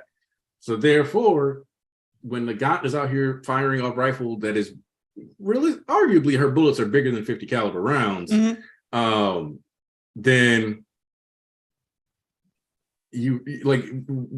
she has to have a body that's keeping up with that stuff. And if she's using it for mobility, if she's hopping with her gun and then she lands, then she needs to be able to deal with the repercussions of the impact. So she has higher than normal human durability. Like, almost all heroes in My Hero Academia, because of their quirks and the strain that it places on their bodies, even emitter type quirks end up more durable than that. Just like how Endeavor is super big and buff, and part of it is because if he's going to launch a bunch of thrust out of his legs, his legs need to be strong enough that they can keep and hold the position that he wants them in with the force of the flames pushing him so that he can fly. I'm gonna be honest, I get the complaints with Nagant and with like characters like Gran Torino, because like from the jump, like you said, My Hero has always been My Hero has always been this type of series that takes its character's well-being like kind of grounded. Like, for example, like Deku breaking his arms, Bakugo being able to tank his explosions because he has to, like, his quirk adapted to his body. Well, vice versa. But like you said with Nagant, like, it makes sense. Like, sure, Gran Torino getting punched in the stomach should have killed him, but keep in mind, he's training with All Might when he was able to control 100% of it. He took on it like 100% smash from All Might back in Kamino. Like there are precedents set for these characters being able to take these attacks. And sure, you may not like it, and that's completely fine. But there's reasons, and there's, Hori has shown that they could take these, Hey, these so attacks. I'll talk about this about Nagant. Somebody talk about that. The same way Nagant's rifle thing is her body. Oh, look, man, already answered. It's just like Bakugo. You build up a durability and a thing like that. And she's been doing that for years. And do you know how hard a rifle shoots? And that's in your arm. And she has a mega cannon rifle. That shit is crazy, nigga. And she's like 32. So imagine the scale and the capabilities that all the kids, you see what the kids are doing now. Imagine those niggas at 30. Imagine what they're doing at 30. Like that, they would have like no quirk limitation, like dead ass. Like them niggas would be going stupid. Wait, one of the things that I want to What's up, Jonah? One of the things that I want to highlight is what the True Star said, which is like, I remember hearing about a girl shooting a shotgun and her shoulder dislocated. So imagine shooting that giant sniper. So Star and Stripe not being grounded is actually heavily emphasized when her power is introduced. In fact, Let me read you the excerpt from that. Let me pull that up real quick. Thank you, because this shit was gas as fuck. This is a really good question in line with what we're talking about, but it's actually already been answered within the manga. Let me make sure I'm signed in, because sometimes I'll just read without signing in because the latest chapter is free. Yeah. Exactly. Let's see if I can land on the right chapter. They start explaining it. Also, yeah, okay. hey, So while you doing that, I'll talk about this. So whoever said something about like how did Nagant take off Shiki hand, but whatchamacallit in Sun Eaters and Bago's the stuff they do thing. Bago's explosion actually blew off half of Shiki's face, which did not come back. For a good minute, if you forgot, it really blew off half his fucking face and a little bit of his body. And then as far as like Sun Eater, I just literally reread it because I was looking for it. And they did do a good amount of damage. At first, he's blocking it, and then like the cannon was like blowing it back a little bit more, and it started taking off his arms and all the tentacles and shit. And then Muriel punched that nigga. wait, correct me if I'm wrong, but when Sun Eater used that massive blast against Shigaraki, wasn't he in his tank form? No, he wasn't. He wasn't in tank form yet. It wasn't Was it to not? like.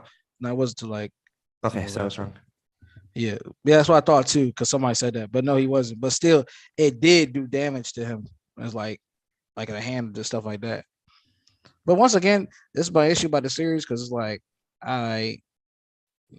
it's like it's a little science. He tried to be cheap. It's an anime at the end of the day. Let's just remember that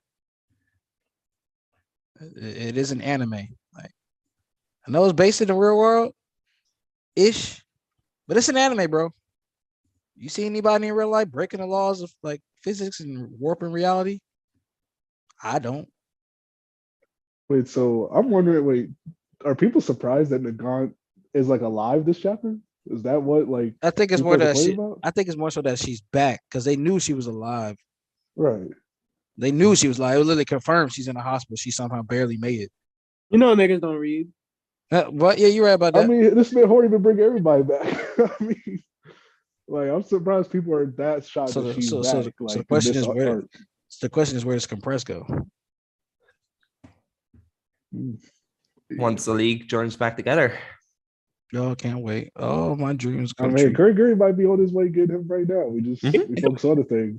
He can be like Satsuhiro. Tarnish, you was talking? I said, Kurogiri already got that man. Yeah, I mean, it's just a matter of what he pulling up to. I mean, we still haven't looked at 3 other battlefields, so other stuff is probably happening. We probably had to flashback to that.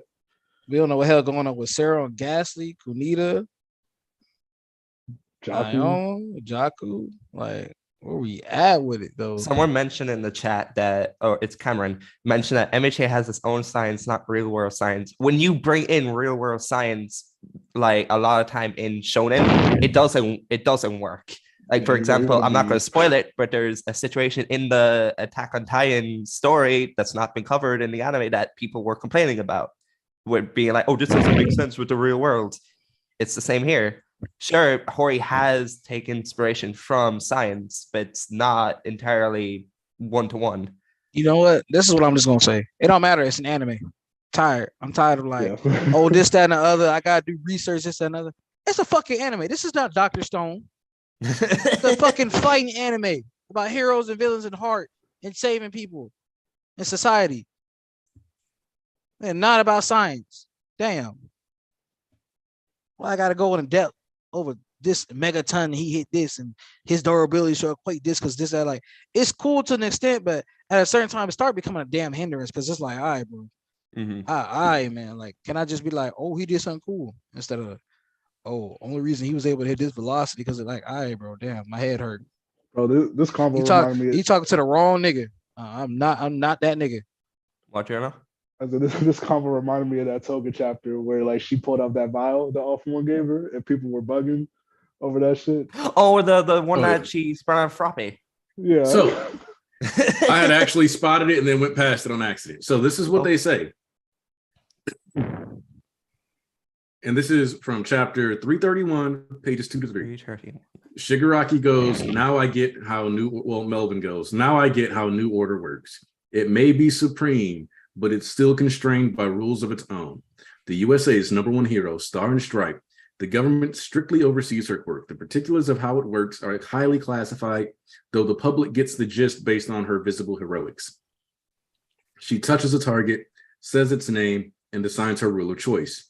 A jaw-dropping, unreasonable power that makes the world her plaything, and one that practically redefines what a quirk can be. So let's look at that portion right there. A jaw-dropping, unreasonable, highlighting that she is by far an exception, unlike almost any other power we have seen in the entire verse. She's an extreme exception that makes the world her plaything, and one that practically redefines what a quirk can be. So what Hori was telling you there is, like, you can notice most of his stuff is really consistent. Like, because the thing is that my point isn't that my hero 100% adheres to science. My point is that my hero adheres to science way more than almost any other series that you can actually find out here. Like, the only other series that might be doing that is Dr. Stone. That's like the only, and even Dr. Stone took some extra liberties in the end. Yeah, they exaggerate. Oh yeah. Yeah. So there's a lot of stuff that like my hero sticks to that you technically wouldn't even have to. Like, one of the things that I mentioned before is that when Momo uses Nightingale to recreate Aizawa's scarf, that is an actual alloy that we have right now that is a shape memory thing that when it hits a certain temperature will go back to a specific shape.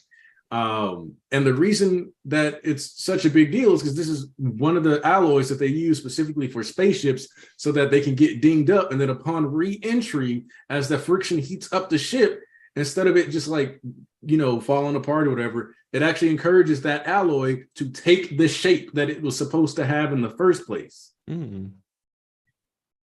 So that's what Nightingale is for. It's a shape alloy that is used eerily similar to how it's supposed to be used in My Hero.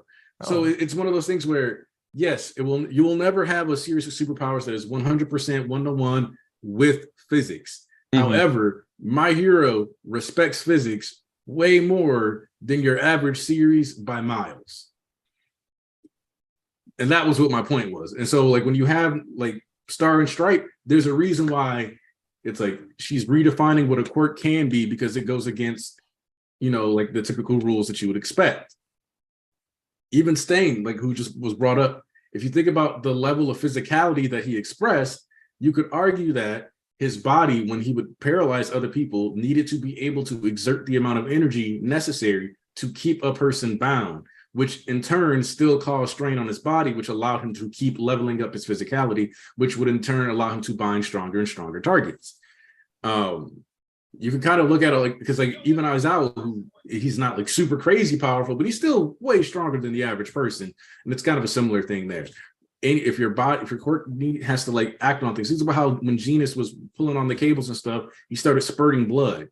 The strain is still felt by his body when he's trying to move all this stuff. So he's not going to be super buff, but he's still way stronger than the average person, because there's still a physical strain. It's lessened than what it would be if somebody was like, Death Arms is trying to lift something up, but it's still there, which in turn makes their body more durable.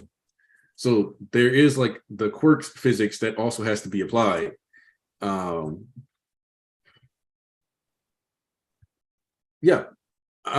that's why I said, like, the one thing that the most physics inconsistent thing My Hero has in it is Aoyama's laser. That is the most inconsistent thing.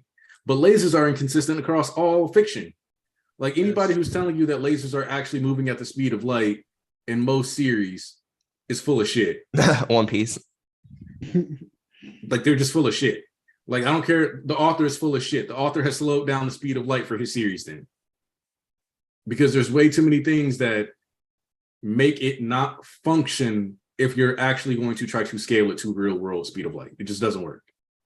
And that's why we kind of got started on that, because I was like, no, like, they don't do that. They don't do that.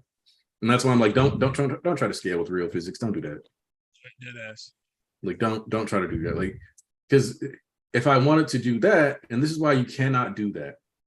If you want to scale hyper literally and use lasers, then we can use so we all agree that 5% full cowling Deku is faster than Sports Festival Mina, right? Yeah. So if 5% full cowling Deku is faster than Mina, and Mina was able to dodge Aoyama's laser during the sports festival, then that would suggest that 5% full cowling is faster than the speed of light. In turn, that would mean that 100% Deku is 20 times the speed of light. And gear shifted Deku is at least 24 times the speed of light. He wouldn't be able to, he would be breaking the fucking universe in reality. Like, wouldn't he be able to create I'm not a science nigga like you and fucking Squid. Wouldn't that create like a black hole or some shit? Or fuck up the entire air? Like, the whole, it would create something that's not good, I'm pretty fucking sure. Flash running around the earth reverses the fucking time, so I'm pretty sure you moving at that speed is not good. If Deku was moving, because that also means that the punches that he was hitting, like the punches he hits people with. Oh, also just to make that to really drive home how insane that is, that means that War Arc Bakugo is 6 times the speed of light because it can keep up with 30% Deku. Yeah. Hell, when he fucking used his own version of full cowling. Thank you, Marcos. Yeah, thank you, Marcos. And yeah, when he used that shit, what the hell? So like those triple punches would have created massive gravitational anomalies. Like Part 6 JoJo villain, you're not wrong. Yeah, and in heaven. Yeah. The other thing is Father Poochie boy. Is that how fast that punch would have gone realistically would have broken down a bunch of atoms, like any atom in the way, like not huge explosion. Like you probably would have had actual annihilation of atoms based on the speed alone. So what you're telling me is that Deku can really fight Goku. That's what you're telling me. Oh shit. Oh, for sure. If you want to wank him the way a lot of these folks do, yes. If you wank Deku the way a lot of people be trying to wank when they power scale, Deku can fight Goku. And it's not an unreasonable matchup. Hell, if you want to pull what they're like all these power skiers are doing, like Toru manipulates light, so she should be able to go faster than the speed of light. Yo, that one guy, hold up now. You got a point. The light would give Deku infinite kinetic energy. Yo, yeah. Fajin? Oh my god. Yeah. Nah, nigga. Fajin would turn into Ultra Ego. Which also having a piece of matter capable of going faster than the speed of light would objectively mean that Deku was planetary, because that means he would be able to hit a planet's surface or go through the planet, breaking through it all the way through its core fast enough that the gravity would not be able to stop it, meaning he could pierce straight through a planet and it would destroy the earth. So he's doing what Saitama was doing against Goro, but you tell him. Yeah. That nigga Blast wouldn't stand a chance. Deku will fold Blast to half. Let's spank that nigga. Like, that's if we want to take those same, like, and that's why you almost never see me talking about power scaling, or if I do, I usually am talking about why it's wrong or flawed or how somebody's ignoring a story to make the power scaling claims they're doing. Because, like I said, you can get Deku 24 times the speed of light if you really want to. And that's with overdrive. And if he's using 100% plus Fajin, you can argue that 100% plus Fajin plus overdrive can go higher than that 120. Yeah. Which means that you could probably, like, in theory, like Fajin stacks indefinitely. So you could just build up a bunch. Yeah. And then have Deku go, 200, 300 times speed of light and just one shot everything in existence. Yeah, so Cameron Bailey said, "Hey, Church, if we did get an MHA sequel, would accumulation quirks be more common? Accumulation quirks are a thing. 100%. Absolutely. Like somebody, let's take a quirk like Endeavor. How we would amp that further is he would gain power from solar energy, stockpile that, so he would have the ability to generate fire, store heat energy, he'd become Superman. Convert that. Like it would just be more like it would be he can create fire, absorb heat energy, and then turn around and convert that into more fire, basically allowing them to feed themselves and stuff like that. He walking around like fucking. He gonna be as strong or stronger than Prime All Might at that point, and then he gonna be like walking around like Captain Atom in this bitch. Yeah. Nah, hell no, y'all got me fucked up. I be because he'll have like a base ability to generate fire from his own energy, and then more than likely, because the thing is that stockpile quirks or quirks with like ridiculously high outputs are becoming more and more normal. Or quirks that combine multiple features. Like one of the things, like Hawks, like I said, when we got Hawks' family backstory, he is a perfect example of quirk singularity. His mom's lame ass quirk was just eyes floating to look behind her. Extra eyes. His dad had a rooster quirk that made him like a rooster. This man got fucking wings that function as sensory organs. Like that can separate like his feathers and move independently and all kind of other shit. No, and we were talking about this. See, when we pass got MHA, or like we talk about like I like my favorite thing about MHA powers, not really powers, because I like to do it inside the verse. But when we talk about quirk combinations, I swear to God, those shits be so fucking fun. Those conversations in VC about quirk combinations be so fun because it's like now I'm thinking. Now we had a conversation last VC Friday. We talked about chapter, right? We talked about how Gentle scaling. It was like niggas didn't really realize how strong he truly was. Niggas don't realize Gentle can actually possibly win a fight against Hawks. Hawks' biggest thing is that okay, I can shoot these through the air and this and that. Like even what's gonna happen when they balance off the air? Yeah, what's gonna happen if I put a shield up and I walk through your ass. And the other thing is what's gonna happen if as he puts up the barrier, your stuff starts to go, then he just makes those flexible too. Now your feathers are rubber. Exactly. Also, Joseph did a super chat, or I guess that's a member chat. Yeah. If there's a part 2, Deku can't be the MC because he's too powerful. I disagree because let's just face it. Horikoshi, one of Horikoshi's biggest strengths is his character writing. Is the fact that he can do really impactful emotional moments. He can go full on comic with like Spider-Man. Or Superman is the best example. Like Superman's best runs are when he's just being a person. For example, All-Star Superman. I'll say that the other thing is you can have in this case one support course technology just keeps getting better. So you take a couple villains with solid quirks, then give them better support gear. And then you have the fact that Deku isn't running around trying to splatter people. So you have the same thing. So like we haven't focused on like percentages at all during this fight with Shigaraki because we know he's going all out. That's the whole point. Yeah. What you would have then is a Deku who like you would see certain fights where Deku's like, we bring back the percentage counter, and you'd see like Deku trying not to like one shot and kill people on accident. So you would have him basically being like, I need to make sure I don't go too hard on this opponent, 5%. I'll only use these, I'll stick to like the old days and only use 20% for burst, stuff like that. That's what, so the fights would be more about him adjusting to the opponent's level and beating them by close margins. Also, it's a few niggas that I'm pretty sure still scale with some wild abilities like Star. For what you can write, you can write whatever reason in for like. Honestly, you don't even need like a complicated ability.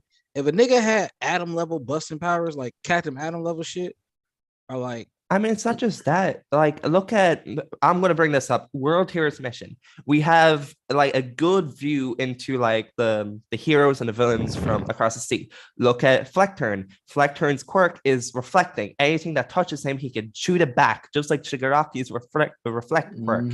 Like we don't even know anything about him, but he was putting up a fight against Deku until Deku broke down his quirk. Look at other countries, like Star and Stripe has this busted quirk. We don't know most what's happening over in America or Africa or the UK. You could bring in other people from other countries because Japan, let's face it, isn't going through isn't going through the amount of strife that America was going through because of All Might. Like, bro, you got it. Because the other thing is that where there is not raw power, you can complement or offset with skill.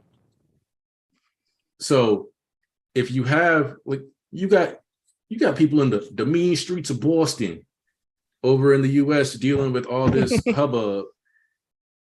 Maybe there's a dude out here that is a simple pickpocket, but he's nice with it, looking like Goto from Hunter x Hunter, just flicking quarters and shit at people at like hypersonic speeds or a certain scientific railgun, whatever the case. Mm-hmm. Like you have, and especially because if we just look at population metrics from today, like for example, Japan population size is 125.7 million, right? That was as of 2021.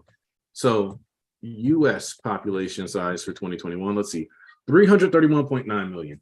So just assuming that the metrics of broken OP quirks shake out the same way in other countries, you have 3 times as many OP people in the US. Mm-hmm. Not all of those people are going to become good guys. Some of those dudes are going to run their own criminal empires because it's going to be more profitable, whatever the case may be. Same applies for basically any other country in the world. And what you also have is that, let's say I'm in a smaller country where there's like 10 million people. There's going to be way less people that are just like OP as shit. So let's say I pop up in Luxembourg and I'm as powerful as like Shoto. Like, let's say I got Shoto's quirk, but I'm the only person on Shoto's level. And I'm an adult that's been training with Shoto's quirk for a long time. So I've got the phosphor moves. I can flash freeze heat wave. I'm flying. I'm doing all this stuff. Then what's stopping me from real quick making moves and basically becoming a king? Mm-hmm. And then, you know, if you're a king and you got your little harem or whatever, so you make sure, because you're like, you know, I want to make sure my bloodline is strong. Woo woo woo. You build up a family that like has multiple extended members. You have all of them trained. So now you have a whole family of people with super powerful quirks. It'd be like if Endeavor shit went right. And that could be his whole arc in its own. Because like one of the, like I always find it funny when people like ship Fuyumi and Hawks, just because I'm like, okay, cool. Like, but let me because I thought about doing this earlier. So I'm going to walk down this scenario with you guys real quick about how insanely busted a baby between Fuyumi and Hawks actually Hitsugaya. That's the best example. So well, no, I want to say that worse than Hitsugaya. Worse? Oh. Because here's why. Yes, Fuyumi only has frost, but her father still has the genetic potential of flames. So let's keep the half and half theme just because. And let's say the kid inherits both. You now have wings with sensory capabilities and the ability to manipulate fire and ice, which means you now have remote controlled feathers capable of generating fire and ice on each side, respectively. Oh, no. Basically, the ability to just create minefields. And the better you're trained with that, you can drop a feather here, drop a feather here. And just like you said, like Hitsugaya, you could have, you know, 6 feathers floating around somebody. And then all of a sudden, each of them is setting off a building level explosion of ice or fire. And even at that, if you want to go further than that, at this level of control, each feather could also be its own animal, like, or its own creation, like how Gideon be making like his little dragons and shit. Yep. If he want to make running dogs that just like go over here, or fucking sparrows that like and just do over here, just like, or just keep it simple, make roll little ice feathers or fire feathers around and coat them in ice or fire and throw them bitches like fucking bombs. And that's the other thing. Even if we ignore the genetic potential for fire, just the fact that you could have the frozen wings with the sensory capability, which means you're not getting snuck up on. You can make your constructs of ice. And like E said, if you make them living, if you make a construct and you can make it move, because hell, you might be able to not only create that, but then create a living organism made of ice that you can see with. No, and even at that, we don't know if it becomes sentient or not. We don't know what the precedent for something to become a sentient. It could take a fucking mind of its own at that point. And just be like, now at that point it's like, all right, now Deku will actually have a fucking challenge. Like each feather that grows, like, and your feathers grow back. So you're constantly like, so you come to visit this cat, he done leveled everybody out, and you see him sitting on his throne with his wings out, and there's just dozens of like lions and birds and all kinds of stuff made out of ice all over the place, and they can move as familiars. And he has the ability to like pop in and communicate with them telepathically. That's if he chooses to. Hell, if you want to take like other possible pairings in the future, Tokoyami and Mina, like a dark shadow that uses acidic powers, or Izuocha, or like Gentle Brava's kid in the future. Like you have so much possibilities for broken quirks. And even if you want to take inspiration from other series and shonen, where you can have like a full-on like Shiki level power, like gravity manipulation, there's possibilities there for Deku to have a rough time in part 2. So my favorite one that I came up with when we was talking about like quirk combinations and wild, like we talk about alternate universes, right? Yeah. And like on this, my favorite one is still anti-Tokoyami, which is anti-dark or light shadow or Haven shadow. Oh yeah. And it's like it's the opposite of Tokoyami. So where the darkness comes is that the anti versions that the light is what gives them like mega power. And essentially, so it would be storing that and then the darkness wouldn't be like its weakness either. It would be reserved. But like during daytime, the amount of solar energy it would take in would just be like how Aniki described fucking Endeavor doing his shit. Like, and from there, like it would be forming like full body like type shit, not just like sticking out this nigga body a little bit. Like it'd be like a full Sasano type, like moving around, going like if we needed to fight Makia, we call that nigga type beat. Like, let's see, because if we look at like class 1A, even if you take let's take earphone jack and charge bolt. Why not? Let's go earphone jack and charge bolt. We've already seen Kaminari use the lightning to fuel radio and listen to do that kind of stuff, right? Mm-hmm. So at this point, what you're doing is combining a sensory thing with a lightning quirk, which means you can tap into listen to moderate static fields. What you get at that point is an Enel. Yeah. Somebody who can sense around and basically drop lightning on you from a distance. Because like, all right, currently Kaminari can't do that, but like if you up his sensory and he's sensitive to, but we've seen him charge and like take on electricity. If he's sensitive to the like electric charges all around him and he's tapping into the frequencies, one, you're probably going to get technopathy. Two, so that's another thing, is just the ability to kind of touch technology and like get in there. But then also, if he can sense, then he can redirect those charges. So now he doesn't need to be near you to get those range attacks or set them up. He can just separate those out, boom, get it popping. He's detecting the positive and the negative and all the other stuff. Almost like when you fighting, I forgot what's that one nigga named Kingdom Hearts. When you fighting that nigga, you can't really hit the nigga like because he's leveling the field with lightning strikes every fucking second. I forgot what fight that was. Exactly. Like you get Hagakure and Aoyama, light manipulation all over. That's busted. See, that's the thing about, Deku being too broken apart too. It's all about your mindset, creativity, and how open-minded you are. If you limit yourself to saying like, oh, he's too strong, there's nothing we could do, instead of what can we do because he's so strong, it's all about your perception, the way you view things and how you move, bro. Because the other thing is, let's say we go 20, 25 years in the future.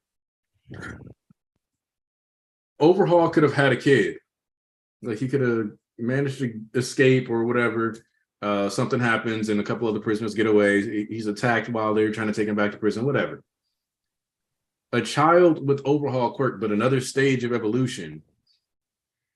What is that? Because like Overhaul is objectively as good as Manifest if you make the right moves. Yeah. So if he's able to grasp that, you know, do this, that, and the other thing. Because the other thing is, let's say Overhaul takes somebody's brain, shifts it, and puts it somewhere else in his body. He can then restructure his head. So if he restructures his head, now his head like increases durability. You can kind of like infinitely scale up yourself by incorporating other body parts and other people and other objects. So like let's say Overhaul had absorbed that crystal dude. Like cool, he had like the Ashura Hall had the ability to ask them questions and do all that other stuff. But if he had the fact that he could tap into that dude's quirk means that if he had absorbed that guy, he would have been able to cover his entire body in those crystals too. That still would have been an insane durability buff. Also, yes, Cameron, that would be the most likely quirk combination. And Stretch, I don't think Shigaraki would be the main villain for part 2. That wouldn't be the case. It is given point. But yeah, and then like so, and let's piggyback on that. Okay, what if we just throwing shit out there, right? But because you know it's all theory, like you know, just making shit. Now, what if Mirio had a sister, and then she got with this nigga Chizaki, right? Let's say she was out doing her ass shit, you know, the junkie or whatever druggie. She was like, "Oh, free shit," you know, we out, and then like you know Chizaki pull up. And then she fall for this nigga, you know what I'm saying? She got like that fetish for those niggas that got like people with no legs or no arms. What the hell? And then she like I love a man in need, you know, they have a baby. I'd say you should get to what the quirk should be. Yeah, so it'd be like imagine permeation on top of like having the abilities that Overhaul can fuse with other quirks on top of that. So it'd be like, what's the nigga quirk called again? Permeation or Overhaul? No, Overhaul. It's Overhaul. Yeah. It's called Overhaul's quirk with permeation. Then you fuse it with like whatever else you want to do. Like imagine if you had permeation fused with O-Clock. Oh God, good Lord. The O-Clock is already kind of busted too. Is O-Clock still a quirk? Like I was always wondering that. Is that still a quirk in All for One's arsenal? I don't. I think he probably because he gave it. No, he gave it a 6. He gave it a 6. He gave remember? it a 6. I was just thinking maybe there's like a copy version that got destroyed or at least something. No, he passed it on. Can you imagine Shiggy with O-Clock? Oh my god, that'd be so fucking like O-Clock for Overclock or is O-Clock? Yeah, O-Clock versus like Gear Shift. Yeah. I'm trying to see what he got to combat Gear Shift. I know he got something to boost his ass up. It depend on how he uses it, but we ain't seen a nigga use damn near shit. Even that's one of my gripes with the Starfight. Like, really ain't seen this nigga actually go crazy, like truly crazy. Bro, there's no way he spent that time with All for One in that cave, and this man got no extra quirks. Ain't no way at all. Hey yo, that one guy. Hey yo, fat absorption plus creation. Hey yo, that'd be a kind of busted combo. So. AO3 level fanfiction. Oh my god! So, like, but that's like the thing is that there's a lot of potential for where we can go in the future. Yeah, with any of these characters, if we really want to. Because, like, I'm gonna be real with you. Inasa could put some pressure on. Deku. I was about to say Inasa and Gentle earlier. Like a combination between those two, like you have wind manipulation and just electricity. Like he could turn that into like a construct. Like Gentle is a threat to Deku currently right now. Like I wish 9 powers wasn't gone because it's like 9 was some raw ass quirks. Those are so cool ass with the quirks. twin dragons, lasers, lightning, lasers. But his base quirk was literally to control the weather. Yep. Yeah. Nigga could control the weather. That alone was like, nigga. I mean, add that on to Shigaraki's regeneration because the issue with 9 was that whenever he used that quirk, his cells would degrade.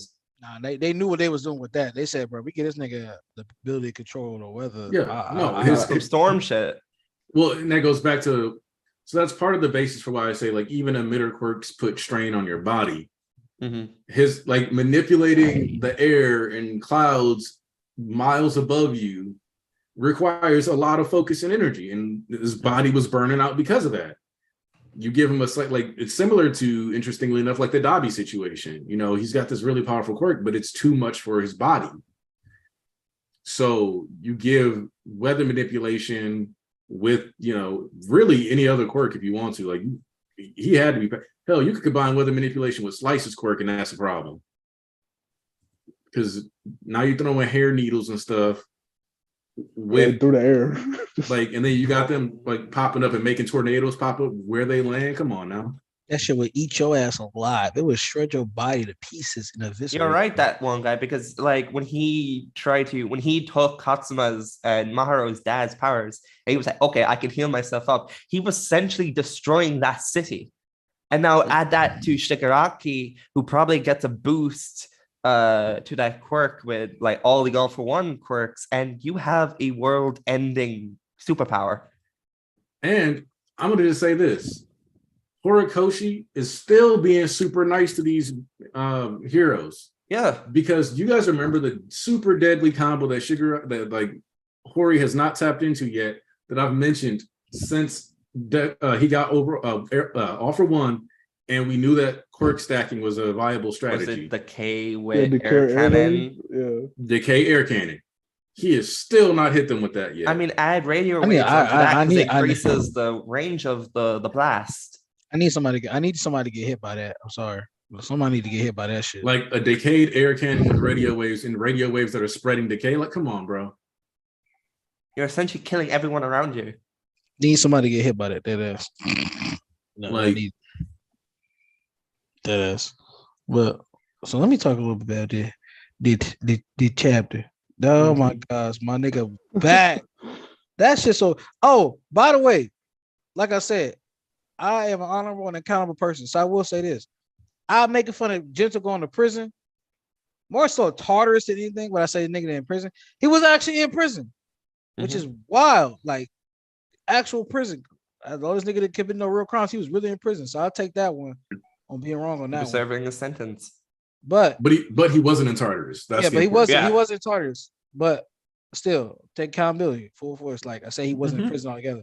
I laughed at the Tartarus shit. Like that's ridiculous. When I said if he was in anything, it'd be like a regular prison or jail. But I didn't think he was actually. The Gentle did crimes, but he's not a bad person. Yeah, exactly. And the police, like officers, understood that. Exactly. And they even talked about that, so I'm gonna jump on that too. But nah, bro, like, so it's just so beautiful. It was like to see La Brava and then they goes like, it's like absent makes the heart grow that much fonder. I'm as greedy and stubborn as they come, and your joy brings me loads more joy of my own, Gentle. So fucking beautiful. I love this nigga, bro. It's one of my favorite artists, bro. So to see this nigga come back, I've been waiting on that shit. It's fucking beautiful. If Deku wasn't there to give Gentle that advice, he would never have like fully protected that prison. Like he was shitting himself. He was like, I ask you, is this what you truly desire? Do this? Yeah, and then like he told Deku, and that's what's like beautiful about this act. We're seeing just the effect that Deku had on everyone around him, not just Class 1A, but like all these villains. And that's what's making the Deku and Shigaraki talk in the future so much more exciting. Because number one, Shigaraki is essentially telling Deku to fuck off while Deku is suffocating. Yes. Which is also what Nagant did at first. Yes. Like she was, and that's why one of the things that I said is that the Nagant fight was to give you a foreshadowing and understanding of just how hard. Because like the other thing is that the main thing that lets you know that this fight with Shigaraki is about to be some mess is that when Deku came in here to fight all for one, the point was that he was getting his allies trimmed down. Yeah. Deku was fighting Shigaraki, and we are introducing people to help. Like, Gentle, keep him in the air. Nagant, shoot his arm off. Like, top, like, hard fought battle. Like, people who he really struggled with fighting. And it, like we said, the two villains that he interacted with and had to really think about, like, what it means to try to save them. Two people that he gave them a reason in talking to them to try to help them find some form of redemption. Mm-hmm. Because Gentle, like if Deku hadn't come up, he would have like Gentle was like, oh, I tripped in the woods. And then he was like, I brainwashed her. Like, don't like he was everything he was doing was so that she wouldn't get hurt. That's because Deku was like, bro, what you're doing is hurting people who have nothing to do with your grief. A lesson that like Dabi understands, but he purposely takes that and uses it as marketing, despite what Lawyer Key said. Ooh, Kaiser. But so it's like and I like that, you know, Muscular actually is the one that like they kind of had a brief interaction here, not like directly, but like that's the guy that like was like, yeah, you're free, whatever, because it kind of also highlights how Hori isn't pretending that every villain can be saved. Yes, he is not doing that, because that interaction with Overhaul was basically Overhaul being like, oh yeah, I might not have arms anymore, but I can just make Eri fix my boss. And Deku was like, this nigga, man. Like, he just never learns. So it's I'm glad you said that too, because that was my biggest point on this too, when it comes to like the whole Shigaraki thing and the the saving this and the other. And it was about my tweet. It was like, once again, not once does this nigga actually ask for help. Like, yeah, you can talk about Tenko still being there, this and the other, but once again, Shigaraki still exists. Let's not forget his agency and who he is as a character. Let's not resolve him of his crimes. He's been struggling, and this and the other. Like, it just come to a point where, like, bro, I've already gone too far down this path. I understand that you actually are a hero, and you know what? Maybe in a different life, different time, we could have did some shit, or if you were there earlier, it'd be different. But at this rate down, it's too late. Like I've made my origin exist. Yes, that's what made me do all the shit I do as now. But I've already gone down this path. It's like he's not like it's not like I said. It's not like with the Nagant shit and the gentle shit. Even like Stain is like a good anti-hero for like this shit right there. Like he was out here killing heroes, but he had his reason for doing it. Yep. But he ain't like pure. He had a twisted sense of justice more so than like being evil in that sense too. So it's like, all right, those are like cases like, okay, like, I mean, Stain ain't changing his ways, you know what I'm saying? But like, you get my point. No. And even with that, he's like, he's not out here like begging for help. Even like the Tenko thing, it's like, even a Deku would reach his like, hand out and they take it. It's like, still, what about the Shigaraki persona? But is it just like dissolved? Because even Tenko was like, I'm interested to see what happens with them, because even I was reading back in those chapters, and then the Tenko persona was like, it was like, man, why the fuck they going to fix that nigga? Ain't nobody look out for me. And I wasn't even broken. Yeah, he broken is like, and his hair turns white. So once again, it's that frustration, that anger. So it's not like he don't know or acknowledge everything. You know what I'm saying? But once again, all the people that have been saved are like, oh yeah, 2 super chats. Yep, I got to hit up these super chats. So first off, Kerpuki coming through. All love, keep up the content. We appreciate that, Kerpuki. And then we got Kaiser coming through. What things in the manga in the future do you think Hori will tie into the anime international heroes pulling up if Star Wars Shiggy happens this season? So, with the current clip of the anime, at first I was like, all right, if we're going to keep this like really fast, high octane clip, we might hit Star and Strike. I think, because unlike when we had the Pro Hero arc, there was like little hints in the OP. Yeah. And it kind of seems like Bones wants to end off on like a somewhat positive note for this season. Because if you think about it, like we finished Star and Strike, it's like the end of the season is, well, we got some time to beat Shigaraki, but he did just beat up a reality warper, so we're gonna see. That's not exactly. I think the best note is the hit where she's pulling up and it's like, oh, she already left. Yeah. What I do, like, I think we're finishing out around there, or with Deku being at UA and then like kind of having a conversation about the tape and all that other good stuff. Now, as for in-anime tie-ins, I would not be surprised if we didn't see like Bakugo or Shoto like really stepping up to the plate until we got towards Class 1A versus Midoriya. Like, let's say we get Deku's fighting Shigaraki, Gentle's been knocked down. He threw a rock 2 miles away to hit Nagant. And then right as, it's like, damn, he's really on the ropes. We get to mirror the AP shot to Dictator's head. We get a nice blast from Bakugo. Like he's finally up and active. Yep. Something like that. Like that's kind of where I see it going, because we already got the Nagant thing, which he could have saved it to sync up with that more. So clearly that's not the next big sync up we need to be looking for. Good. But when we have, I noticed that too. That's what I was talking about, Tanisha. Like they seem to slow down the chapters that they're adapting, which is fine. They're also kind of making people sit in it, and I think this is smart because it increases the odds of like the fight with Muscular being done really well. It increases the odds of Deku versus Nagant being done really well. But like the first core, as much as people wish every single moment was like peak fiction, peak animation, woo! I don't think that would have been possible unless they would have gone for a 13 episode season. Like we're on what? We're on episode 16, which covered up to we need to talk about Toya. The next episode will be primarily just the wrong way to put out a fire. Yep. And then we have the Deku and the Vestiges, which amazing. I probably know 306. Yeah, I don't know when like the season will end, because it'll possibly if they keep at this pacing, we won't ever see Star. Maybe like a little like sneak peek, like a cliffhanger. Because so my thing with this is that I expect, like, now I'm leaning towards cliffhanger, because it's like if we're slowing down, cliffhanger is good.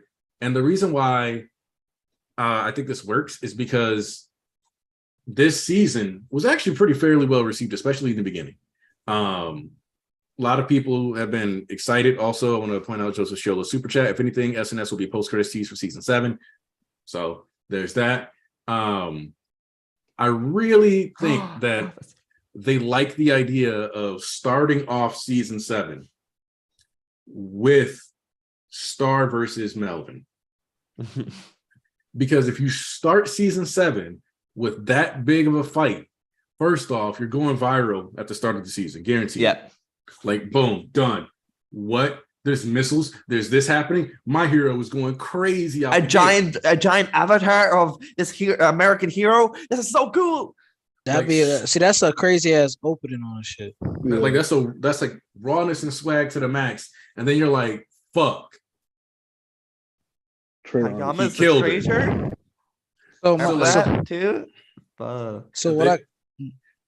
Because you get high action, you get the sadness of like, damn, she really died, and then it segues into the traitor reveal, and it's like, bro, I thought we were going back to school to take a break, because that's the other thing. It's like, okay, we're focusing back on the kids, it's going to be a little easier, and then you get the traitor reveal, and you're like, damn, this is not what I thought we were going to be doing here. And then you get that, and then you segue into the war, which folks are going to be like, damn, we here again? Ay, que pesado. Like, wait till we get to All For One versus Endeavor. Bro. I don't know what it is, but across the board, I've never seen a nigga that did so much heinous acts and get so much love. That god damn, if it ain't Coldhead gassing this nigga up with the best shit, it's Bones. This nigga got one of the best episodes in the fucking season. Even when he was scrapped with Shigaraki for 2 fucking seconds. Shit was fucking immaculate. Then this episode, that shit was just going stupid. I'm like, god damn, I can't even imagine what y'all gonna do with the next episode on these niggas, man. I was seeing some of the goddamn screenshots, like for the teaser. I'm like, after Thomas sent me, I'm like, oh my god, bro, I screenshot all those screenshots. Well, no shit, I screenshot so many stuff from this episode, and I was watching the for East, and I was watching the preview, and next episode looks gorgeous. And isn't Umakoshi? Umakoshi is doing the episode too, like feasting. See, so my thing about this, what Aniki was talking about, peak animation, Sakuga this, everywhere that. My thing is, I've always enjoyed My Hero the most when it's doing the non-action moments. Like when Deku had confronted All Might about his death and the way they did that scene, and they basically like portrayed everything like it was like a PowerPoint, like a fucking video, like a montage of everything and him talking, and like that scene is just like they captured everything, the sunset vibes, the bank background is just like everything they did in that moment was fucking beautiful. Wait, which moment? Sorry, when Deku confronted All Might about his death. Oh, absolutely beautiful. One of the best episodes that season. And it's just like those moments those other moments that hit the most for me is just like those non-action oriented moments, or the moments that capture what the series is truly about, which is about the heart and shit like that. No, I think that was a Tunisia, by the way. So I was just like, yeah. Alvis, don't be afraid. Go ahead, reread. I'm trying to do that right now. My Hero. Oh, for sure. Like, go for it. It's always great when you reread the series. Yeah, so Jonah, speaking of rereading, you read a really you said you read a really great series really recently. Oh, that gas. Yes. Damn, what was that series called again, bro? Jagan. Oh, I need to actually get on Jagan. I heard his greatness. Here comes the Jagan agenda. Wow. Shoot him up. Ah! What's up, Bonzi? What's up, brothers? How are you doing, guys? Doing good. Great, man. Welcome, Bonzi. Yay. Hey, guys. I'm just moving out right now from my student dorm. I'm going back home. Hey. So, yeah. So, that's why I came so late, because I'm still doing the moving out right now. But I wanted at least to show some presence. Some stuff. This chapter was so good. Yeah, the return of the Elastic Master. Gentle was really, I really loved how it was set up. Shigaraki, Melvin being still himself, going back to his roots. I'm a happy man. This chapter will make me happy. So yeah. What did you all think about it? Because I didn't have time to hear everything what you said about it. Actually, Anarchy, can I give my thoughts, because I have to hop out? Oh yeah, go ahead, Thomas. Okay. This week of My Hero has been probably one of the best experiences I've had on in the server and on Twitter, because it feels like everyone is just happy, right? Obviously you're gonna have the outliers, like the people who are complaining, and that's fine. You don't have to like the Gaunt's return. Like I get the whole it feels like it came out of nowhere, like this feels like an ass pull type. I understand that, but trust me, you are wrong and you should stop talking. I love the fact that we're getting La Brava and Gentle back, and then we have Nagant. When Shigaraki told him, "You want to talk?" Like we have, like we did back at the mall, not happening. Like this is that was a moment where Shigaraki was again, he was discarding another person's hand out to help him and bring him back on the right track. And when that happened, Deku probably felt, oh shit, I can't reach out to him, and he was suffocating. And then the two people he managed to change came to his side, which is beautiful. The chapter is great. Like the art, we're back to 15 pages, which is great. It feels like Hori's getting better. I hope he takes another break. If we do double spreads, I consider that to be 17 because technically that consumes more energy and time. Yeah, I would consider that too. So you're right. I'm just glad that we're back at full throttle, especially next week. We have another chapter, which is fantastic. The episode itself, probably one of my favorites this season, mostly because that one scene where Hawks comes into the sleeping room, I think it's what it's called, and you see his mom being Endeavor arrested your dad, and it felt very Devilman Crybaby-esque with the art style, which is fantastic. It really looks like the season has really good direction. After what happened with season 5, that's a really good sign for Deku Black, which is, like I've said before, my favorite arc. So I'm excited to see what's going to happen there.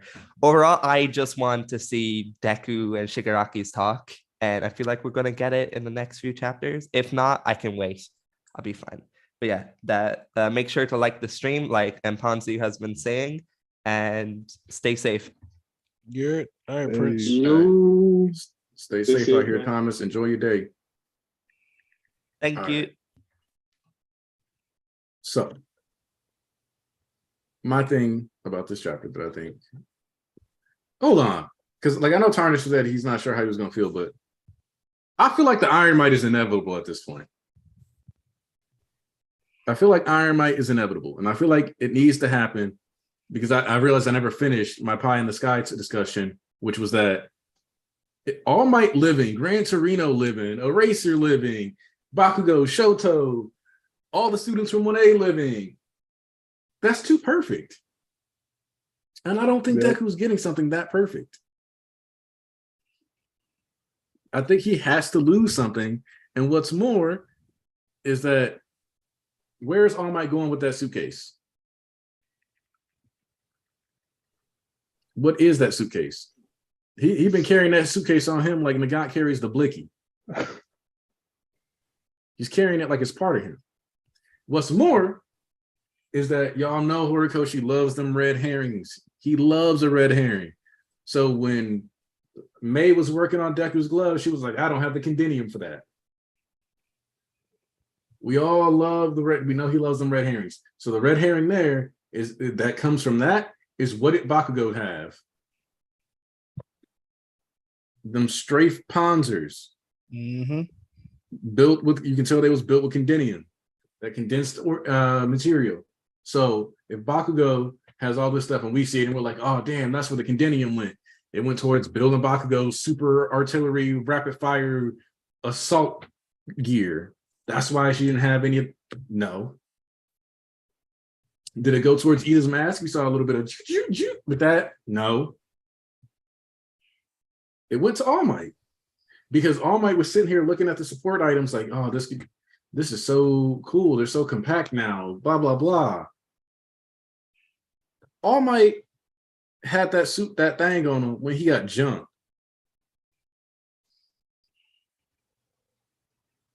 So if the suitcase was important enough for him to grab it before getting out of the car, getting hit with thunder spears like it was Attack on Titan, that suitcase got to matter. And okay, so let me read what Tyler Hawk is saying because I think it's going to play into what I was thinking anyway. After Stain's words to All Might, especially seeing the woman who he last rescued still cheering him on, plus his inner monologue when the apology came out, All Might isn't just standing on the side. And then I want to expound on this further, though. If you guys go back to, I believe it's chapter 321. I think it's chapter 321. I'm gonna double check because I don't want to lead you astray. Y'all know I love to give you accurate numbers on this kind of stuff. I want to say it's 321 though. I'm gonna pull this up real quick. I was right. 321. In that chapter, this is when the students are pulling up. This is when they're pulling up and they're in the middle of battling with Deku. That's the chapter after Mina told him, you know, if you want to be the MC, this is the chapter where Ida gets a hold of Deku's hand. But do you remember what the color page is for this chapter? No. It's them building Robo All Might. They're working on a giant robot All Might. Was that like your anniversary spread? It might be. Let's see. I just know it's the this is the 7th year anniversary spread because you get the 7 there. It says 7th on Bakugo's clipboard. Deku has 5 fingers up, and then Uraraka is next to him with 2. So yeah, the number 7 is being emphasized multiple times. But so it's the 7th year anniversary spread. Do you know what's interesting about this though? Did you guys know this spread actually made a comeback? Mm-hmm. Yes. This spread was brought back at Jump Festa, specifically with the All Might armor completed. Like this past Jump Festa? Yep. Let me see if I can find it. All Might robot color page. Here, let's see. Let's see the robot color page. Let's see. Yeah. Here we go. So it was a 2022 Jump Fest visual. Or Hero Fest. Sorry, Hero Fest. Not Jump Fest. Hero Fest. So I'm linking the Crunchyroll article that links you to it. So if we got that for the 7-year anniversary, we got completed All Might image for like them basically looking like they're done with it and they're proud of their work or whatever. We don't get recurring stuff like this for no reason from Horikoshi.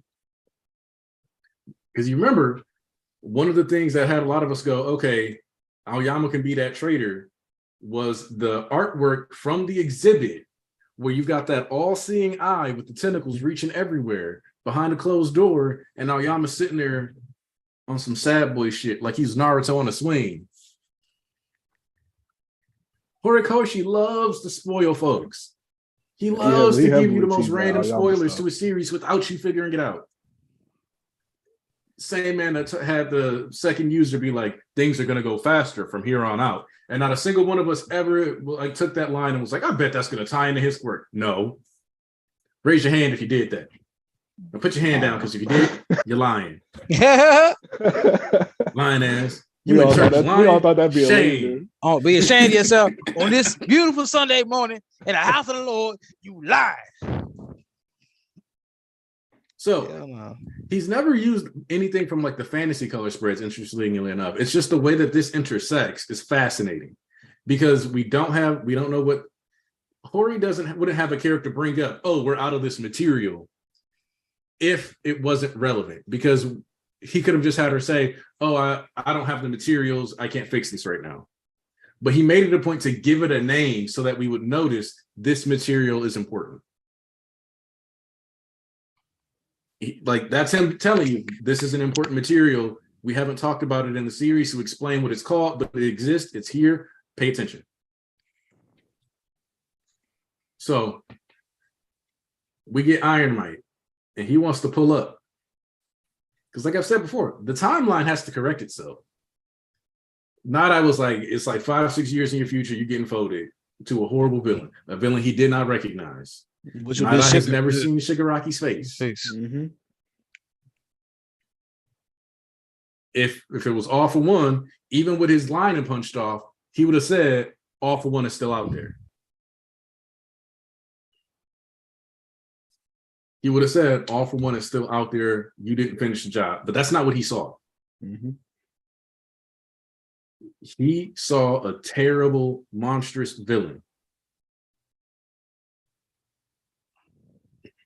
And like I, so if we get in, All Might is leaving the command center. You think he going for a nice stroll? You think he wants to go get a cup of Joe? I remember what All Might said when he got jumped in Deku Black. Like, that man was dead ass. Like, I'm not letting nothing happen to that boy, So, over his dead body, essentially. If we got the old All for One fading out of the picture, because the other thing is that Shigaraki was like, I don't want to just be as good as you. I want to surpass you. So, the thing that made All for One inferior and made Shigaraki go, no, I got to be better than you, I got to exceed you, is All for One getting packed up by All Might. So what is the marker? Because what has he been talking about? You think this attack is going to work on somebody with the strength of All Might? You want to go hand in hand with somebody with the physicality of All Might? Mm-hmm. All Might. That's the standard. So how does Shigaraki, in his own mind, eclipse All for One? He beat the nigga that he couldn't beat, that punched his fucking lining off his skull. Mm-hmm. Mm-hmm. Mm-hmm. So he takes out All Might. And then, because the other thing about that too is that if he does that, now he got the sauce. He got the sauce to take over All For One. Because if I'm All For One, because All For One is a lot of ego. All For One is ego, ego, ego. You think All For One is actually going to be able to process if he watches Shigaraki achieve what he never could? You think he's going to have the strength of will and emotional power to overcome Shigaraki now? And his hatred? He will be happy. He will be happy. He will say, my son. He'll be happy, but he's not going to be, he's not like, part of him is going to be broken because that's his failure. He's going to glow, but at the same time, it's going to be like, he's like, that should have been me. That should have been me. That should have been me. So, Marcos, yes, the power of friendship is a thing, but, and I don't know if you're a long-term viewer or not, because I don't normally see the name Marcos pop up in the chat, so maybe you've been like a long-term viewer just kind of lurking and feeling active today, which I appreciate.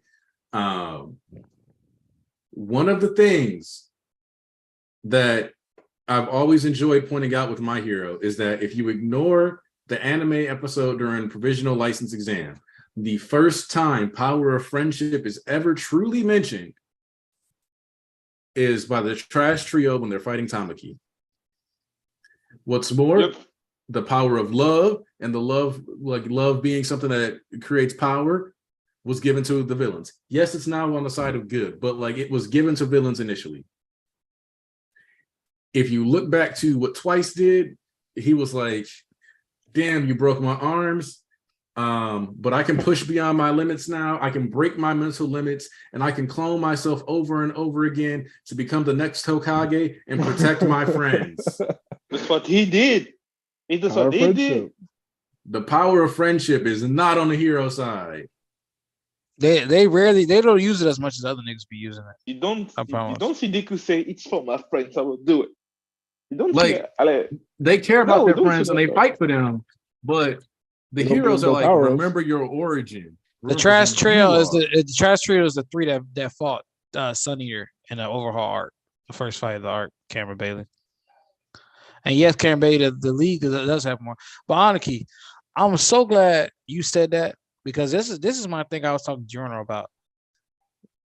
That nigga Deku has not ever once gotten a pause actually put onto him.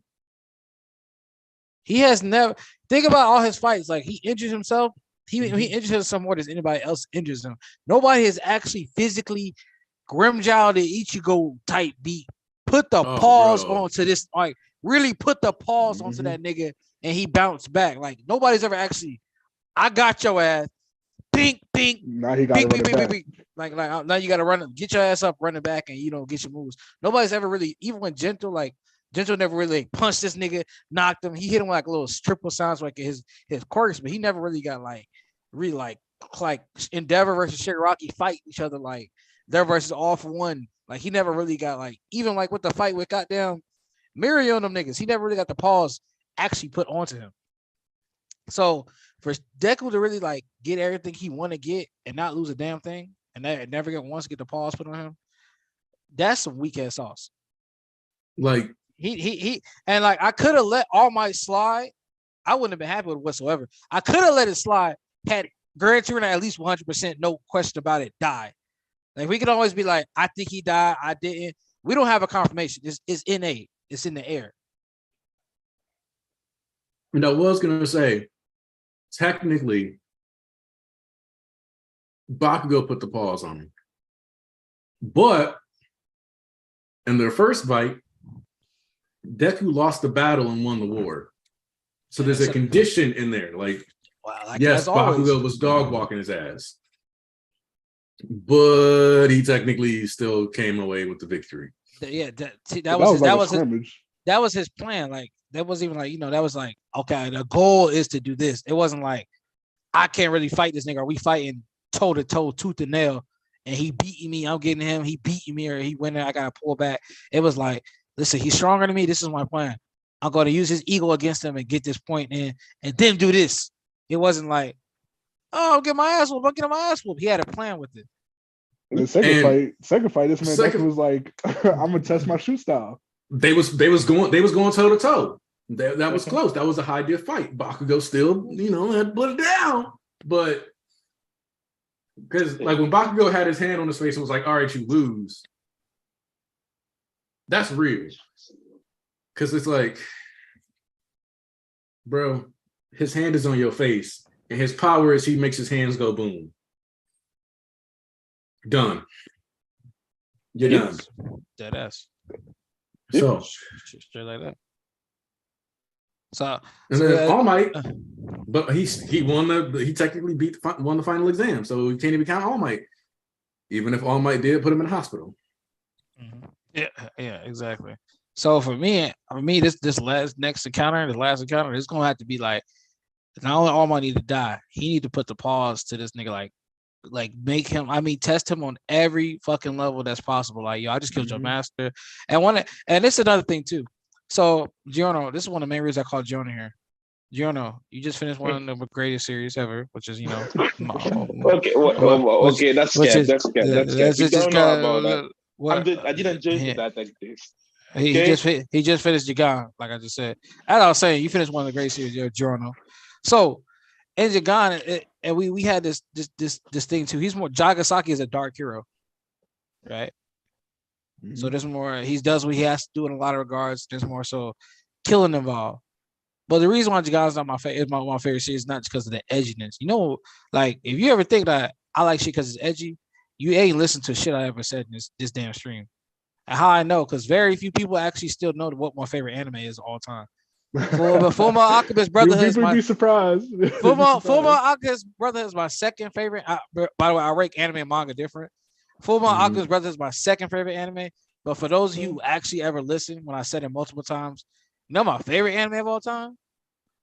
Ouran Host High School Club. This nigga. Please tell me. What? Yeah. Okay, repeat slowly. Yeah. Repeat slowly. Yeah, you heard what I said. Slowly. You heard what I said. Slowly. Ouran Host High Club, nigga. Yeah. What is that? I don't know about that. Yeah. Yeah, the anime. Look it up, All right. I'm done being dramatic. No. That nigga Araki got up and left. What's the anime about? What's about? It's a romance. It's a romance anime about a bunch of pretty ass niggas and a chick that had to pretend to be a nigga because she broke they shit and she broke as hell. So she broke their shit in order to pay the money back. She had to pretend to be like one of the play niggas that like entertain girls and bitches like that. Playboys, bro. Yeah, basically. It's a romance series. I said it with my chest out. Like a reverse trap, technically. Yeah. Okay. Yeah. So yeah, that's my favorite anime series of all time. Oh, second is respect you. Second is Fullmetal Alchemist Brotherhood. So let's get that out there. So, like I said, but Jagan is one of my top 3 favorite manga of all time. And you know what that's about? You know what that's got involved in it? That's got fucking death, gore, sexual assault, rape, like anything under the sun that should not be like fucked up. But guess what? That's one of my that's in my top 3 favorite. That's in my top 3 favorite manga. This man went from wholesome to. It's ironic because you be like, I'm not one of them political dudes. Your second favorite anime is one of the most like politically charged anime. And then your third favorite one is Demon Time. Like it's like he's just like, yeah, Demon Time only gets you so far. Demon Time with a bit of wholesomeness and love. Yeah, my boy Ed and Winry. Then he was like, you surrounded by love and adoration. Yes, this is peak fiction. Like this. What can I say? The duality I hold as a person is the same. But I can understand bro. I ever tell you I got the exclusive Durarara playing cards? Let's go! And that's also one of my favorite anime of all fucking times, man. Yeah, Durarara is man's pulled out the card. That's really good. Yeah, oh man. But the reason the first season put my head around, man. Damn. Boy, I love that fucking series. Oh my god. But listen, Kari Pookie and Poison Tree.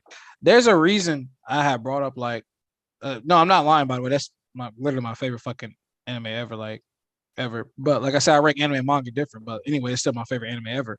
But reason I brought up that and Jigan is because Jagasaki is a hero, but he's an anti-dark hero. So a lot of his story deals with like having to kill people. And he's had to kill people that were really important to him in a sense too. And I don't want to spoil it in case anybody ever fucking peeps it. But he had to do some shit. But at a certain point, when there was a person that was a hero at a certain point, but they made the choice to go back, and like he was like, yo, I've already gone too far past the deep end. Do what you need to do, Jagasaki. Like, yo, kill me, bro. I told you already. And this is what happens when I turn too deep in. This is what you must do. And at a certain point, that character's like, he's like, yeah, I gotta do what I gotta do. And it's like he struggles a lot and he earns his title as like his hero and his reputation and stuff like that. And that's what I need for Deku. Like the hard fought shit, like he has not really lost anything. Like they didn't lose like Zao. Like Midnight was like that was def more so like that teacher was closer to everybody else. That's why they care about Deku's reaction because he's not Midnight Deku weren't like a real bond. She wasn't on his like she wasn't on him like that. Aizawa. Now if he had died, now if he had died and Aizawa was like, you know what I'm saying, like, oh, you know, they're gonna say that'd be an issue. You know what I'm saying? So like that'd be an issue, or like, you know, but like I'm saying he didn't lose to Reno, he didn't lose Aizawa, even on he needs to go through some real shit and get the hands put on him to actually make me respect him like I respect All Might. Because so far, he's really gotten it too easy. And I don't have a single problem with like Deku Black. Like everybody else has fucking hates that shit. Like I issues this, that, and other. But he really got away kind of lightly if you think about it. Me and Jordan were talking about this. If you think about it, consequences go, he got away pretty lightly. He really just got a big ass buff boost and got to come back home. He went to a training arc. He was working. He went to. It was a training arc. Yep. Yeah, he went to a training arc, and then he came back. His friends like, bro, we got you. Come with we got a hug for you. It's not like he really lost somebody died. He just went to a dark place with depression, like we all do. And he came back out unscathed. He ain't on the dead. He was like doing an irreparable. He got to see All Might again before he died. Like he came back. So like I'm saying, I need something from this nigga, like to really be like, you know, really be like, okay, bro, you earned it, bro.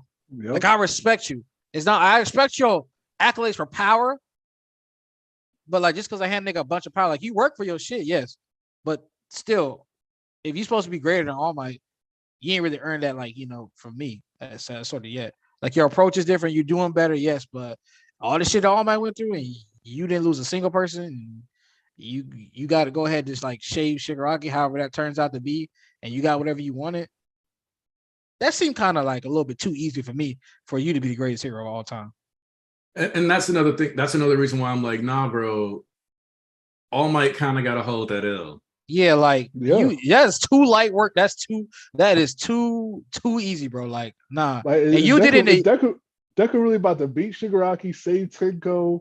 You know, everything's gonna go well, and then he don't lose nobody. He don't ever really take L's. Like, and then the villains don't get catch no bodies on their side. The main villain goes out like a chump essentially. He ain't catch a scene. Shigaraki don't catch a single body, and then all for one already dying on his own. So the only thing he could get is the vestige. Yeah, and then he don't get All Might, and then Deku get to do that, and then he don't get the pause put on him. And then it's all done in like in a year time frame, a year and a half, 2 years. And then you expect me to respect him more than All Might. After All Might put 40 years up on the board. That's also why an alternate solution that I would have is that a lot of us have looked at Deku as, oh, I hope Deku goes to America. Like some people are like, oh, I want the villains to take over, Deku to go to America, Deku be out in the streets in America training. Let me hit him with the Dempsey roll. Oh, no, the one the Deku in America, you know, coming into America, but learning culture, cooking. Alternate approach, because we talk about MHA Shippuden, international Deku, because all this destabilized multiple countries. The U.S. lost their number one hero. Don't get me wrong, they got the sky crawlers, so they're gonna be okay, but there's going to be panic and worry, just like how, because the thing is that Deku is 16 and people know All Might is gone. People will see, oh yeah, this dude beat Shigaraki, but they don't know Deku like that. Like as far as they know, this nigga is featless. So even if he beat Shigaraki, it's not like it was public information. Yeah, during the POW, right? Endeavor was holding down for a little bit. Then Shigaraki dipped on him to go pull up on this nigga. And when he was fighting Deku, Deku was like, we in the sky, bitch.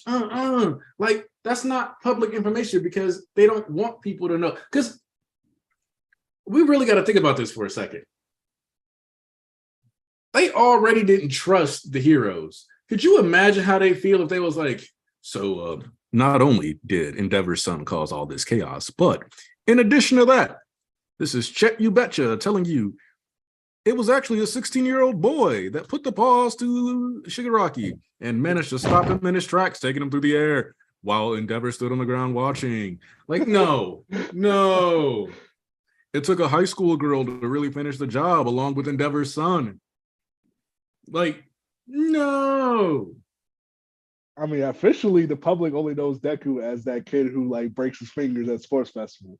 They know him as a little bit more than that, right? I mean, they know the rumors, but like they haven't pieced together that it's Deku yet. They know a little bit more right now, and that's thanks to his little solo stint. They started to talk about him like he was another Nomu or All for One, and that was a different type of notoriety. So, exactly. So I'm saying, like, right now, working backwards that's here. Deku, like, you know, Izuku Midoriya, they just know of this person that is doing this. So you guys are saying that even if Deku runs the fade on Shigaraki and that he does it like in front of cameras, that's still not going to be enough to measure up to All Might? It's going to be the start, but because ultimately, does he deserve credit for a lot of stuff? Yes. But it's like, you got to think all the way back to Stain. Deku's been getting into fights and stuff that barely get talked about. Like, he fought Overhaul on the news, but they were like, luckily, there was very few civilians in the area. There was about 3 people that were at their houses at this time. So, the Shia Hasakai broken up by an investigation headed by the Night Eye Agency. Like, I'm gonna say this though. I don't know if I entirely agree with you guys. Okay. What is Deku doing throughout this story? Like future Deku, what is he actually doing? Oh, have we never talked about this?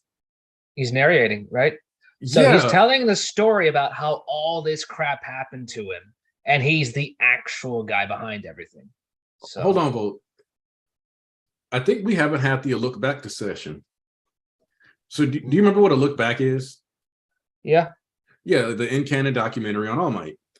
So I've always said that this manga is actually Deku's documentary. So it's his TV special that's airing however many years in the future. So from a meta lens, yes, you're correct. Deku's getting the credit for this. We're talking about just at this juncture of him, like at 16, having not been properly credited yet. I think you do have to tackle this from a bit of a shonen perspective. Like these MCs are like in the 15 to 20-year-old age range for a reason, because that's like, I mean, in Japan especially, that's seen as like the prime of your life where you're not tied down by anything.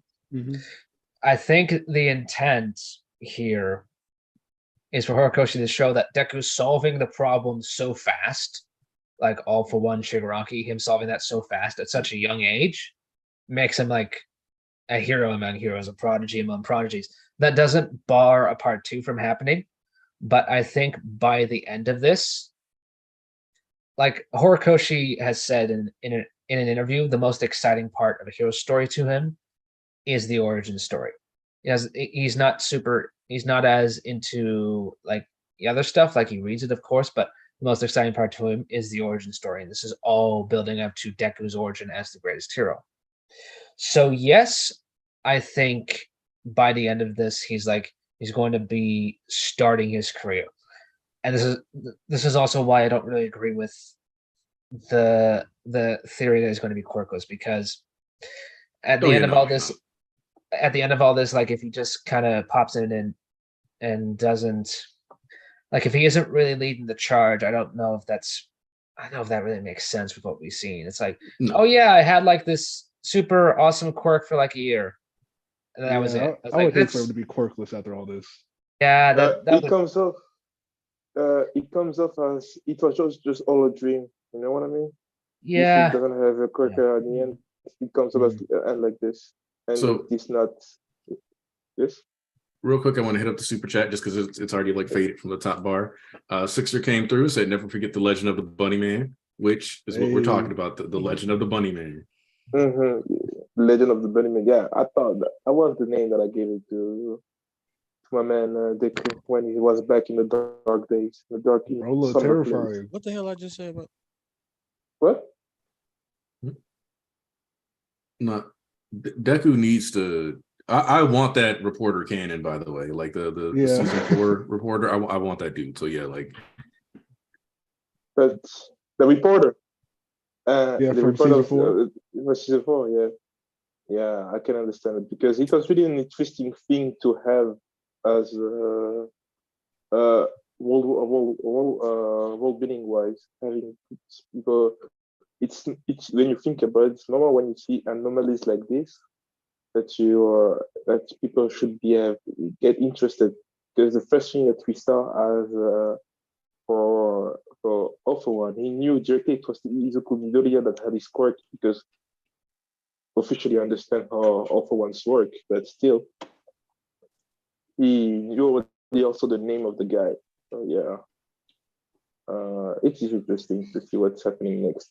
For me right now, Deku right now has to this just between Deku and Shigaraki. I don't know if it will end really, because right now the first thing I think that should be finished is the old generation problem.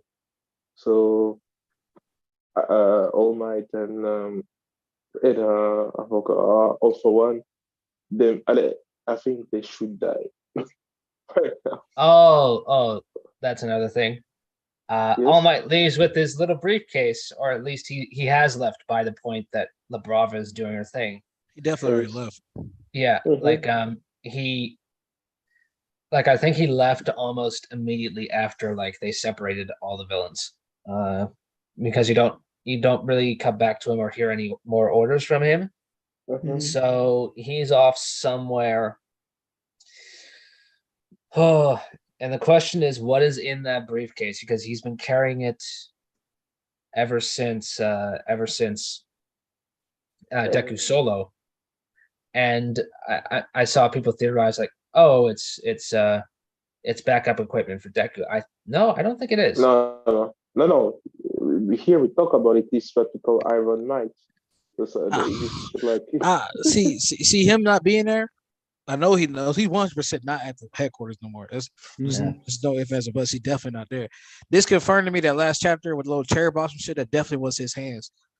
Because it was, I think, with the 3 theories we said was All Might, Gentle, because LeBron was in that chapter, or Future Deku. It's 100% All Might to me now because of everything that's going on right now, and how the shit, his old crusty ass hands and the raging tempest blast, the way they talked about that, and now the fact that he's not there, the thing, I 100% know that was definitely All my ass at last previous chapter, those hands on the first page. You mean the previous chapter? Yeah, the little cherry blossom. No, that's Shigaraki. You think it's Shiggy? You think that decrepit hand with the messed up joints is him? All my all my old ass, yeah. No, I meant you think that shit, because I still think that's like an older Deku. I said the 3 theories were older Deku. Yeah. It was older Deku. What the fuck is that nigga name? Then some people said Gentle because La Brava was in this chapter and they didn't know what he was up to. And then it was All Might. Those are the 3 theories. Because there's a bit of, so it's a very pensive conversations, right? Like this is a very clearly a monologue that is meant to be a retrospective.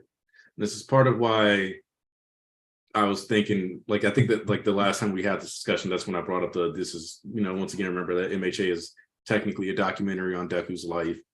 Could that be All Might? Yes, but I think moreover what we're getting is as Deku gets older, because like this speech also sounds a little bit like Genius, but I think it's more to do with the fact that Deku has always emulated, the heroes, and in turn, this just to me comes off as more of that behavior, but to like a higher scale, back like further in the future. You know what I'm saying? I can see that because they did work close with Genius for the Deku Black art. So it's not that it can't be All Might. It can't, like, obviously I'm not saying that because Hori's gonna do what Hori gonna do. But your favorite, you favor more so older Deku than. Yeah, like just like an old, especially because All Might's hands don't look as damaged. Like typically aren't drawn that damaged. Whereas if Deku is older, especially, it makes sense for his hands to be that withered, and like the bulging knuckle all that time is like basically like the kind of calloused up knuckle you kind of get after you've been boxing a whole bunch and stuff like that. So there's just a lot of like small details that make me lean towards it being like an old Deku. But I mean, it could be like an old All Might, like a withered All Might. Hell, if you really want, it could even be Gran Torino's hand. But that got some big ass feet too. No, think about it. Hey, he has some big ass hands. That's a big ass hand, some big ass feet. Now I think about it. I think that first page is meant to represent. I don't know. It's like the way it says, like, oh, as the heroes withered, the villains thrived, and sakura trees are, symbols of renewal and rebirth. So, but my thing with that is also the way you say we're doing rebirth. But I have also something a bone to pick with you. You said Shigaraki. You said Shigaraki was. You said Shigaraki was completely free of All for One's influence, or something. Yeah, see, that's why I called. See, I'm glad you're here because actually I called. See, a lot of niggas don't get a reply from me. I respect you enough so that I had messaged you. I hope you was on here because I wasn't going to be texting a bunch of different people the same shit over and over. I don't even like texting as is. So I'm glad you're here. But before we jump into that real quick, because we talked about that earlier. But when you said the sakura trees represent the blooming and all that other, the way the petal flew past the person's hand as they tried to grab it, that's what made me think it was more so All Might. Because you talk about renewal and relife. Yeah. His All Might is coming up. Now we know for a fact he's definitely not at the thing. He's definitely going to UA for obvious reasons. And, I got him dying, which he should die because Deku need to lose fucking something. If you honestly, but like I would rather it be All Might or Shigaraki. I don't want this manga to end by just zooming ahead to like when Deku's an old man. I think that's just like, I don't think it'll do like that. Preserve some of the mystery for us. Like just show him just end it at him in his prime. And I think that's where I think that's where we are gonna finish. So I think we'll at least see like their graduation from UA. I feel like he's put an emphasis on that, like Aizawa and them. So I think there's gonna be a decent denouement for the series because, like, let's take something like JJK. I think that's gonna end like very quickly. You're gonna get your climax and like 2 chapters wrap up.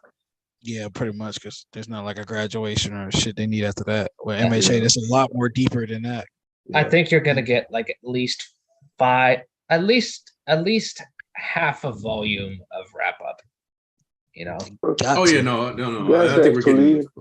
I wouldn't even be surprised if we got a full volume of wrap up because of there's a lot of, for example, the Todoroki family, whether Toya is alive, whether like by some miracle alive or not, whether Enji's like, and Enji being alive makes this even harder. But so let's say if Enji dies and we keep it simple, that's still at least a chapter for them, right? Like, like a final thesis on this is where the Todoroki family is going. If Enji lives, I think that's at least 2 to 3 chapters. They're like 2.5 chapters. I think you have to have, because you just can't fit that conversation into 1 chapter, right? Especially a conversation centered on living Enji. But then, as much as people don't expect like the discriminatory stuff to be talked about, I think you have to address that, because my personal stance is that 1, there's going to be at least 1 twice clone that lives. I think there's going to be a living twice clone at the end of the series. I think Spinner is going to be alive at the end of the series. I think Bakugo is going to be alive at the end of the series. Because I think those three characters each have actual narration moments in the series. And if you're narrating in the series, that means you're narrating in the documentary in theory. So that's kind of where I look at those. So we have certain characters that, I kind of expect to live. And I think that there's a cruel irony because twice his clones took everything from him, right? They took his mental stability. They took, he like lost his jobs. They took that. His clones took his goodbye. I think it would be a bittersweet reality for his clones to even take from him his second chance at life. Get what I'm saying? Let me know when you finish so I can say something. So kind of like sorry, I have to leave. So let's get your final thoughts, Ponzu. Okay, so I'm just gonna say it again. Just like good chapter. I can't wait to see what's happening next week. We get some developments with La Brava and Gentle. I'm happy to see them back because we always knew that they would be back. So they came in a clutch. They are really clutch right now. Gentle presentation, the panels, everything was good. Really amazing to see her because she's always going up.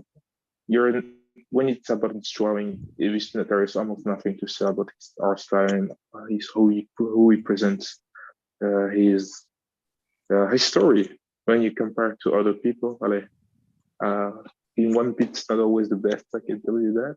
So yeah, I'm really happy. I'm really happy with what I got to read this week, and yeah, I hope to see you next week. There is a next chapter next week. Mm-hmm. Next week this week we have a chapter. Yeah, we do. Okay, so I will be back. Fully moved back to my home, to my mom's home. So yeah, I will be more settled right now, and I will be happy to start from the beginning. So bye guys, and I will see you soon. All right, see you around, Ponzu. See you. See ya. See. So Aniki, you gonna finish what you're saying? I kind of lost my thread. You were talking about okay, so to back you back up, you were talking about Toga. So you talking about how twice his clone living on and they take everything away from him. But the irony of it would be, there you go. Yeah, like he's getting that second chance of life, but it's going to be his clone that has it, which circles back to how he originally lived in that current state of fear over his identity. And except he would, instead of having that mental illness of fear of splitting apart, not knowing if he's real or if he's fake, he's going to live a life knowing he's fake. Which means obviously he has to be extra careful, but then there's also just that sad undertone of I am not real and I know I'm not real. And I have to make sure I take this gift like for what it is properly. So go ahead. Okay, so on to this. It's like, who was saying that? Okay, Alves. Yeah, I agree with Alves. It's like, because for me, Toga, listen, at this point, Toga has tripled down, all right, on her views. Like, you can say, I don't see her dying, put her in mental ward. She's not going to change her heart at this point. It's like, listen, she's had her heart broken. It comes again with twice. He was the easiest person to, air quote, bend back or like change back. It's like a good heart person to change back into like the excited good or whatever. At this point, bro, you have nothing to offer, like to say to these people that they already like, no, they have made their ties, their bonds. They have made a place where they call home. Please tell me like why they would give that up, like, and surrender, or like even if you stick her in a mental ward, she's not gonna be like, okay, finally you got me the help I get. Y'all not gonna absolve her of her crimes. Y'all not. These people have chosen the path they have chosen at this point. It's not like they're like, oh, you want to talk now? It's too late to talk now. I asked you guys for this, and you didn't want to. You gave me the wrong answers before, but the league didn't give me the wrong answers. They're the people that back me up, prop me up, and support me. So with me, with her, it was always like, I'd rather her just die, because then it's gonna be like she's sitting in a fucking mental ward cell for the rest of her life, and this is like, okay, what y'all gonna do? Visit her and try to talk to her? It's too late for that point. What y'all gonna say?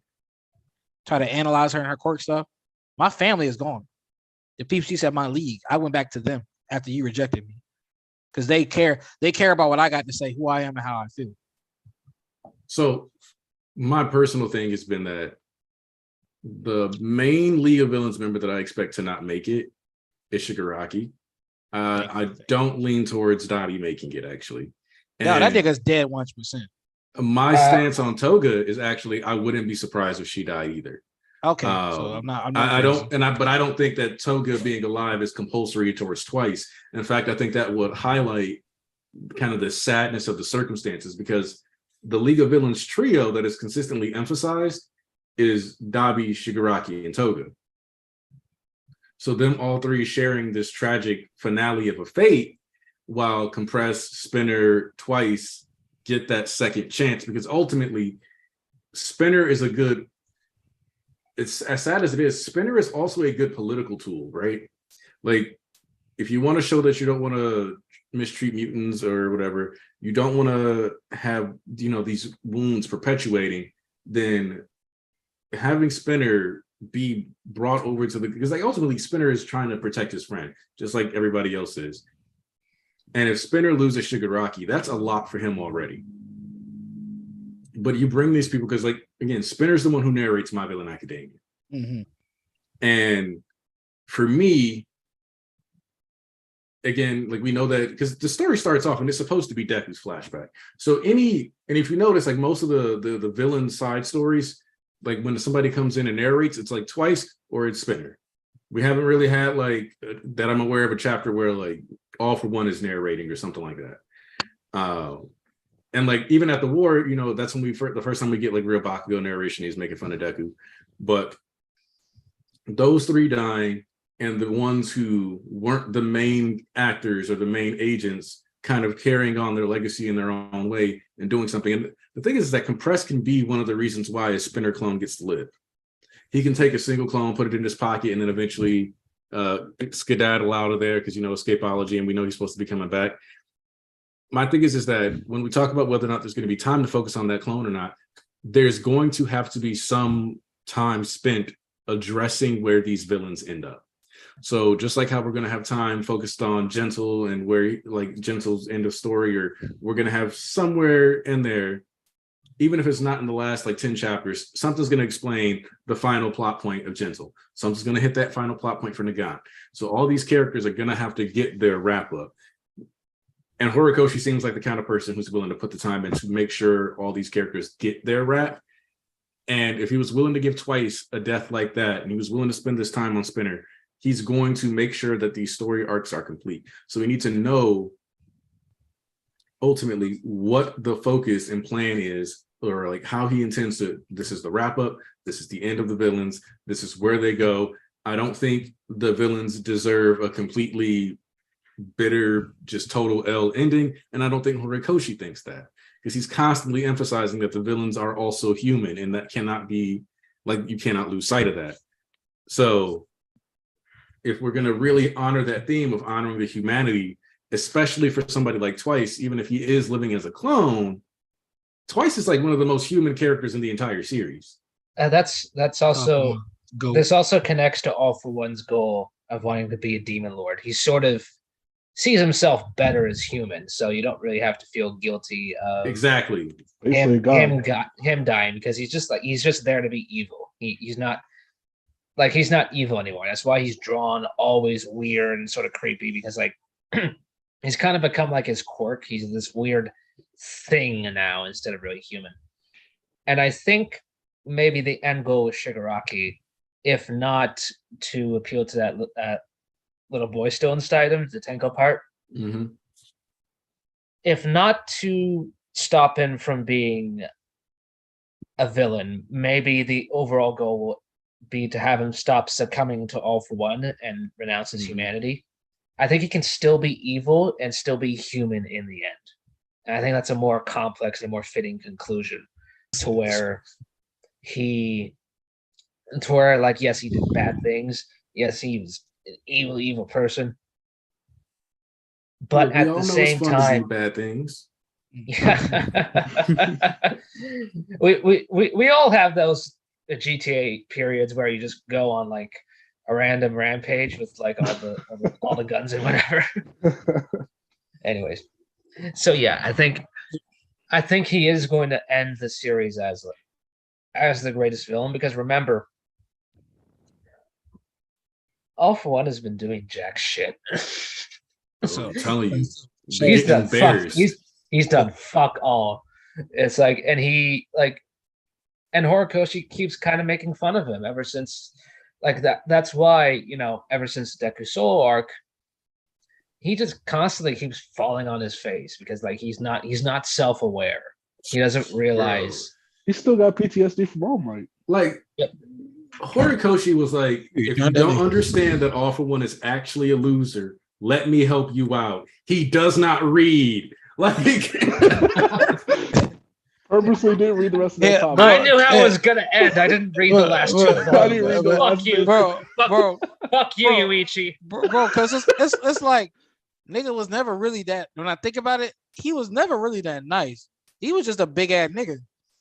He just had a badder quirk than everybody. So it's like, yeah, he had a badass quirk. Like even looking at the flashback with Chekhov, it's like, all right, you would decimate everybody. We got you kind of leaking too, but we got you crying and shit. Like he's just like, and that's kind of my like the other thing with that too, right? It's like I said, outside of the modifications to over gear shift, when All For One was put in the same position as All Might, just all this raw power, all this physicality, just big and strong, he lost to a dude that had 7 quirks.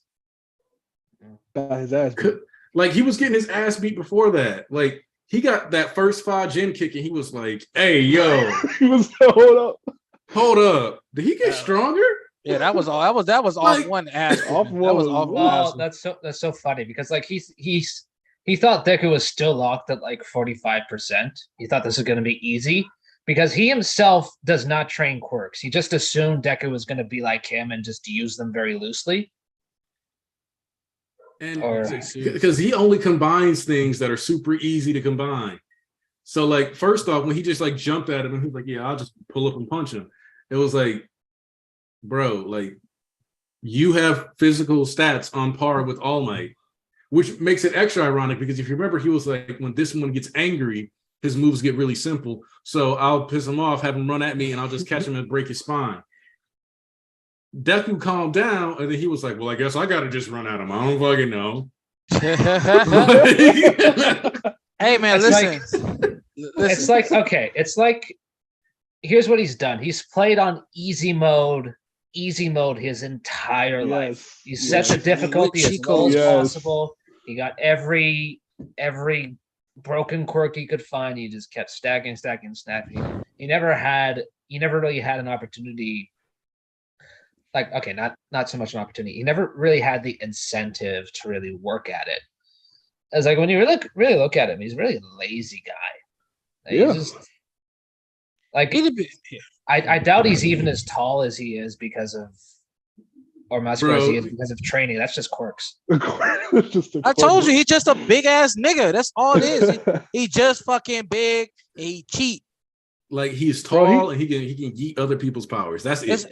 It's like he was chilling until he met All Might. Pretty much. It's like this, bro. You know who everybody know who Ryan Garcia is, right? You know, the boxer. Or most people know. Let's go with John Bone Jones. Okay, John Bone Jones. We're going with John Bone Jones, all right? Yeah. John Bone Jones versus, the Mountain. Nigga like 8 feet tall, big as shit. Like 400, not 400, but like 300 something pounds. John Bone Jones got hands and skills. But the Mountain is the Mountain. He literally called the Mountain for a reason. He's the biggest person on Earth, I think it was recorded. Biggest and heaviest person on Earth. At like 7 foot something, 300 pounds. Even if John Bone Jones got hands and skills, how much you gonna do against a fucking actual Titan? Yeah.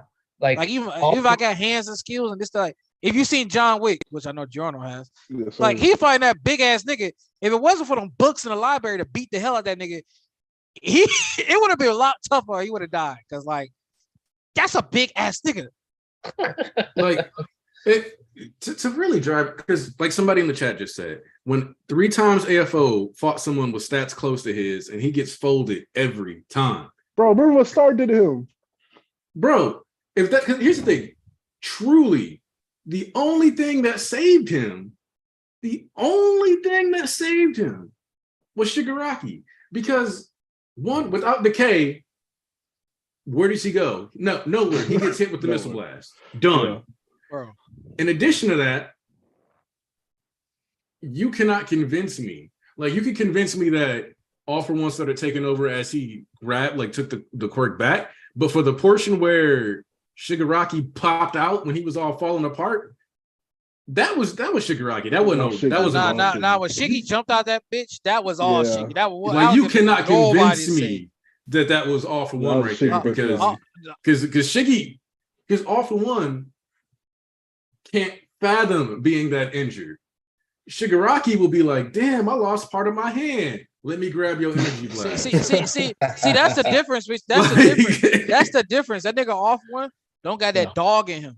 When Off One get beat or cornered, he get all scary and be like, you see how I never bodied that nigga? It was like, you know something about hands destroying, wouldn't you? And they were like, shut up, bitch ass nigga. Like, Endeavor going back, ain't got no arm. He like, I am convinced that if All For One did not get absurdly lucky with his quirk, it's like he was rolling the gacha of life and he stumbled on like the best effing unit in the game. Yes, bro. Yeah, he would be he would have ended up like as some clerk at a convenience store. Yes, that's all he would have done. Not even a clerk, bro. He would have been stocking shelves. He would have been stocking shelves.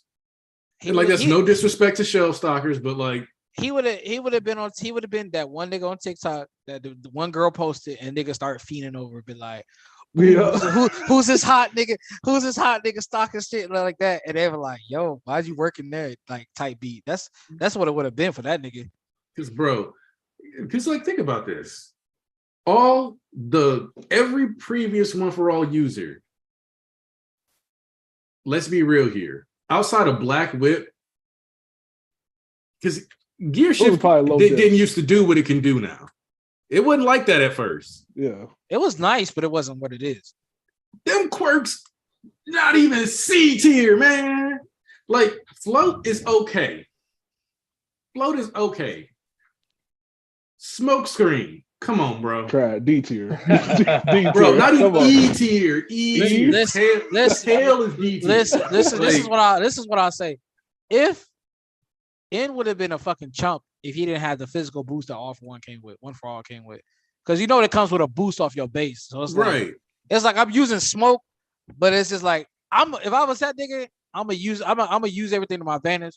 So I'm just gonna sneak niggas. I'm like staying. I gotta get you off guard very quickly. I would like throw my smoke, and like hit your ass. Like that's type. Okay. Danger Sense isn't D tier. I'll put that one in like B tier because it does. That's a good one. But and it's funny because I remember when I was like, this was before Class 1A happened, and I was like, what if because Danger Sense is supposed to sense danger, like Bakugo pulls up on Deku and Deku can't sense him or detect him with Danger Sense because he's not actually fighting or attacking to like defeat Deku or hurt him, but to save him and pull him back to school. And I remember people was like, bro, you going crazy. That you just blanket Bakugo. That happened. Like, yeah, because it's dangerous. So like there's even a weakness around that. Like if you are fighting Deku and you're like, I'm not trying to hurt you, I'm just trying to stop this from happening. Like if your mindset is like if you just change your mindset in combat and have no malice in your strikes, Danger Sense immediately stops. I got two perfect examples. I got one in-story example, and I'm saving the second one because we're gonna get on topic by bringing it up. But the first one is Toga, literally a villain, aiming to kill your allies. Was like, I'm not really here. I just want to talk. Got that nigga off guard and derailed him highly from what they were supposed to do. Otherwise, Shigaraki would have been in the grave right now had they not derailed everything, the entire plan. It wasn't for Toga. But now let's take Fajin. Fajin on its own is at best I can put it in C tier.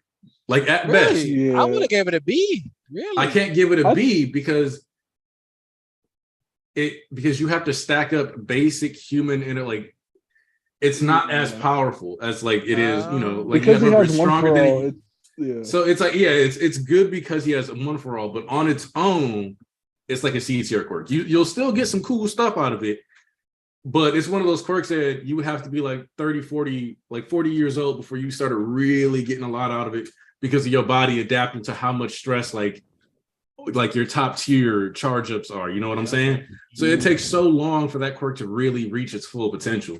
Probably got better that stamina too. Okay, so exactly. So that's why that one's only like a C tier. So, float, like I said, best I can do is give it C tier because it's not even real flight. If you don't have one for all or some form of propulsion, it barely does anything. Yeah. I'll fight for Black Whip getting B tier. I think Black Whip. I would actually I think Black Whip can be justified as an A tier. Okay, it definitely is. Okay, Definitely. okay. All right, bet. All right, so since you about to say something? No, I was just like, I agree. It's A tier. Okay. So I'll say this real quick about the mouse thing, and I have like a bunch of things to address because I want to get this conversation with Volk. But before we get there, real quick about the Dangerous thing. I mean, it's like you said, Anarchy. If I'm the greatest nigga to ever be created, and you're beneath me, and the sun goddess has chosen me, how would your shit work against me? Shout out to that nigga Escanor real quick.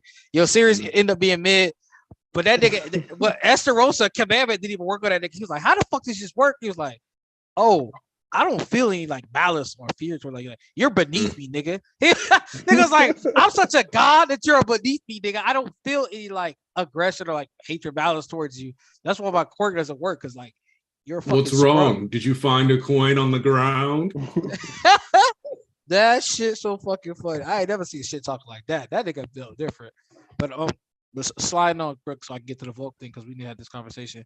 Then again, I want to talk about this earlier. I do agree with you, Anarchy. In my head, in my vision, I did see a possibility of where the league would be like, where like a few members of the league, especially compressed, were like living on like a remote island. Because this happens in real life. There's plenty of criminals that we don't know that's wanted by the FBI. Like I'm pretty sure nobody besides Anarchy or maybe Volk or three of y'all in here can really name the top 10 people on the FBI's most wanted list without looking it up off top of your head. I couldn't tell you. Exactly. Looking like that. Exactly. So my point is, if they wanted to hide in a remote country and just chill and have like that somber thing, they can. Because I always seen it with compressed too. Like I was like, if certain characters were to live, I had felt like I've been twice way back when, but I was like, if certain characters were to live, it'd probably compress and like a low key spin too. Like live on and sleight of hand. Yeah, like talk about like the league and their time and they had a little send off. And by the way, Horror Coast would definitely, if an epilogue is gonna be at least 5 chapters, Horror Coast would definitely wrap that up too in their story. If he did 9's fucking origin shit and be one of the most greatest things in MHA to me to this day in 9 pages, pretty sure he could do a simple wrap up for the fucking main cast of villains. Very, very, very quickly. Okay, but I addressed that too. Now on to that one guy, thank you for talking about this because you may bring it up. So now I can talk about this and we get to the whole conversation. That one guy said, speaking of Shiggy, let's say Shiggy had never met Off One. You guys think he would have ended up killing people? We know he had the urges, but I don't know if he would have ended up acting on them. So Volk talked about the tweet I made. But Volk, once again, see, I texted you because I got respect for you and I fuck with you. Most niggas read the first part and didn't read anything after what the fuck I said. That's okay if you disagree with me, but niggas didn't read what the fuck I actually just said. They read the title, which I understand actually made a misconception. And I was like, okay, I can see. Not apologizing for it. But fuck that shit. But I understand when niggas got misconfused and misunderstood. But if they had actually just read what the fuck I said, they would have actually known what my point across was. What I said was all form grooming is irrelevant. But my point was that yes, and then I literally said the second sentence, yes, Off One did groom Shigaraki / Tenko. But before the influence, Shigaraki had those desires and that deep hatred. Now, what he did, that was not manufactured. Now, that wasn't manufactured in his heart. He felt that type of way. Now, and then even after he was free from his main influence in his ear, Shigaraki, as an adult, as he grew up even more, without Off One's influence, direct influence, he chose to take the actions he chose. He was never once was he like, let me go free my master, all for one's will. He was never this pawn and stuff like that. And even earlier, I brought up how Nagant was groomed too, but she never once took pleasure in killing the people she killed. she got PTSD from it. And then once when she killed the nigga that was behind everything, she was like smiling on her face and grin like, "I'm gonna get you." Like, no, the Shigaraki feels the way he feels, like these desires and stuff like that. All for one egged him to take the urges that he had in his heart to commit the acts. He got influenced and groomed. I never denied that. I even said that. But niggas just only read the first part and didn't even look at the rest of the sentence or the second tweet after that. When I was talking about he knows he was played, he still don't give a fuck. He's not asking for help. He says, "I'm going to be the king of villains," constantly again and again. But I'm saying, wait. Hold on. Did something else? Stop. You said that, and you just reminded me of another tweet that I saw somebody get jumped for, where someone blatantly was only looking at a single sentence, or just or purposely ignoring context just to be shitty towards the person. And it was that tweet where somebody was like, "If the audience sees Uraraka defend Deku the way they did, they're gonna think, oh yeah, he should like wife her up, he should love her, like etc." And then they were like, "Oh wow, you're saying a 16, they're like a 16-year-old should get married." It's like, how did you? Yeah, like, how did you do that? Like, yeah, like, how did you take that? That I told you that is so malicious. Like, that was such a malicious reading of what he said. Yo, I told you that apple's not real. This shit is ridiculous. I'm like, bro, I understand the random quote tweets that like cook me or whatever, that don't bother me. But it's like my mutuals, I expected better for y'all to read at least a little bit more. This is what I talk about Twitter. Niggas took the first thing and spent it some type of way. The thing that killed me was the people who were like, "Oh, see, you only see her as a love interest." And he's like, "No, he's just acknowledging one of her roles in the story." Like, he has to. This is a major issue with like that part of the fandom, because like they do deliberately like try to twist things like oh my god, man, it's like I can't, bro, I don't know what else to tell you. I don't know what else to tell you.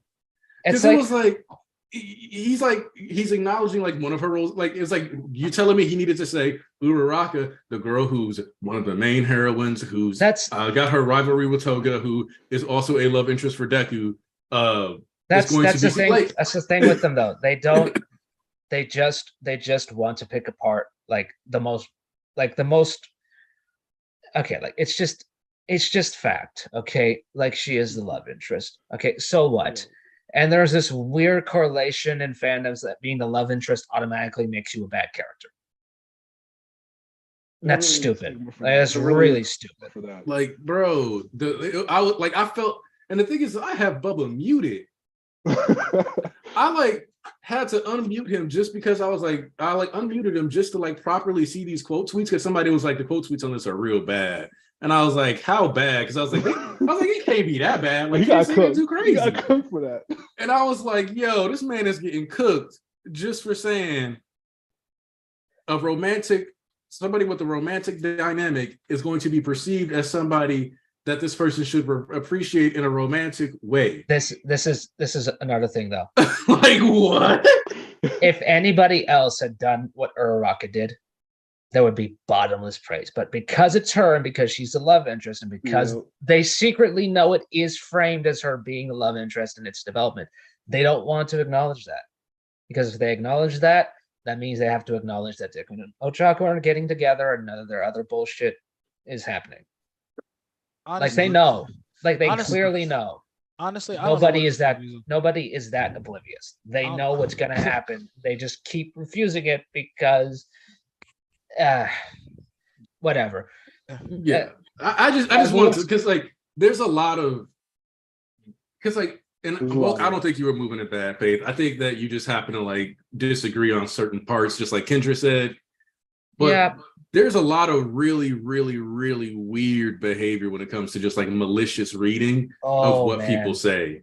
Like even on my Endeavor tweet, like, you know, yesterday I did get a couple responses to that. It's like, well, she wasn't telling him to like kind of suck it up. I'm like, that's exactly what she tells him, because she has to face his son because he did this. Well, you got like, they all had a role for sure, and they acknowledge this, but he has to be the one to face it. And Volk, I don't know if you were here for this part, but earlier we were doing a little bit where I went lawyer mode for the villains. Mm-hmm. And I was just, being funny, like making jokes, just to get them, like if they're on trial, right? Somebody asked me to do Endeavor.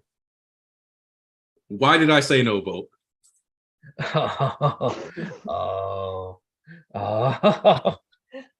Why did I refuse to do Endeavor on air even as a joke?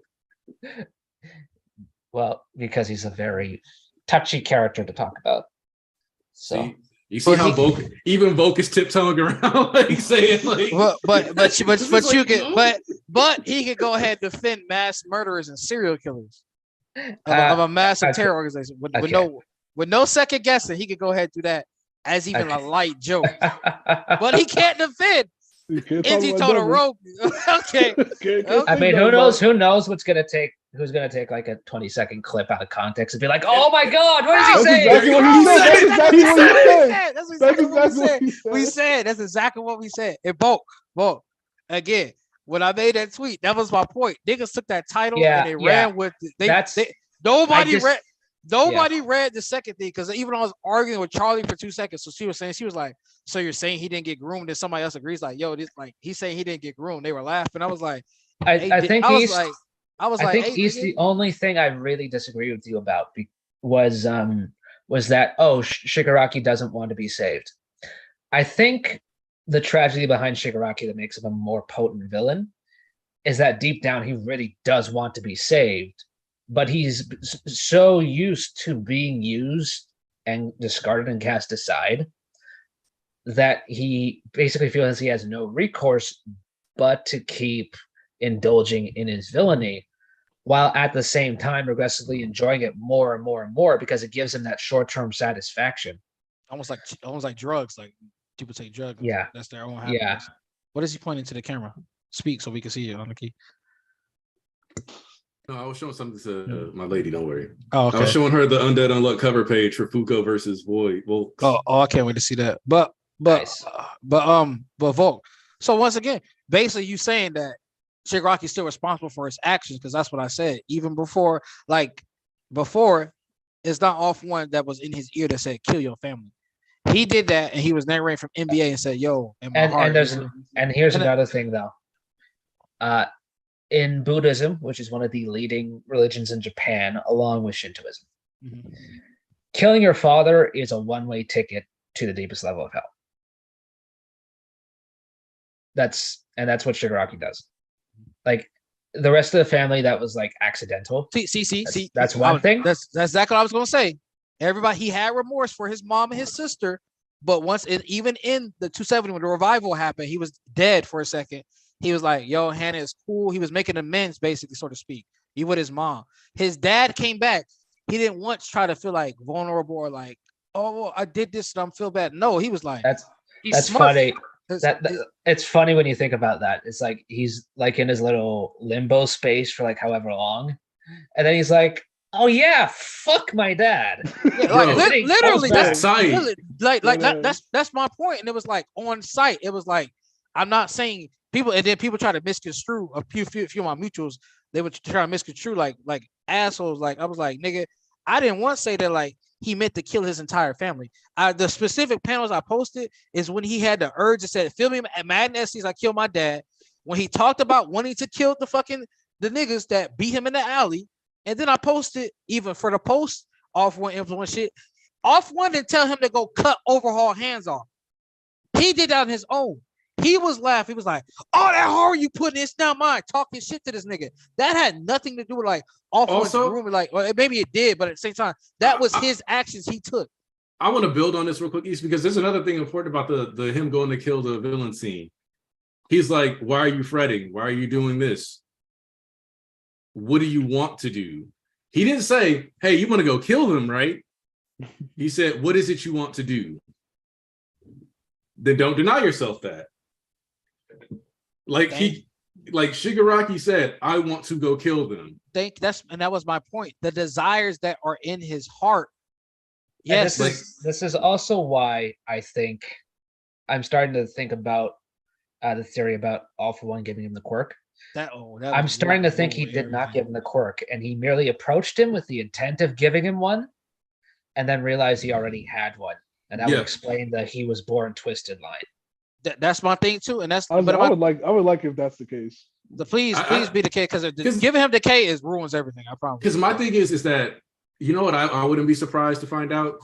All For One pulls up, he's ready to do something, he notices that he's got a quirk, notices that, and basically like kind of prompts it to like maybe does like a little bit of force quirk activation. That I can see. I can see him doing that, even though that's a little because I don't think he had access to Kurogiri at the time yet. But even still, because like the timeline on when that stuff happened is like roughly 15 years ago, so it still tracks with how old Tenko was. Like if he had a force quirk activation, and that's what really led to him killing most of his family. And the thing is that doesn't take away from Shigaraki wanting to kill his dad still. That's what's funny about it. Because AFO didn't force Kotaro to come out there and have zero sympathy for a quirk awakening and smack his kid with a rake. Yeah, like you could have just dodged it. You hit that nigga in the face, bro. I'd argue that while All For One is like the prevailing threat over the entire narrative, I think the real villain of the story, the one who like just initiated everything, was Kotaro. And it was something as simple as being a terrible, abusive father. Is like that's where the problems in society stems. Exactly, like a lot. But see, Kendra saying Shiggy only had this pleasure to kill his father and no one else at the moment. He had remorse for his mom and the others. This was built up because of the abuse of the hands. That's my point. But that's my point. I specifically pointed out how he felt when he killed his dad.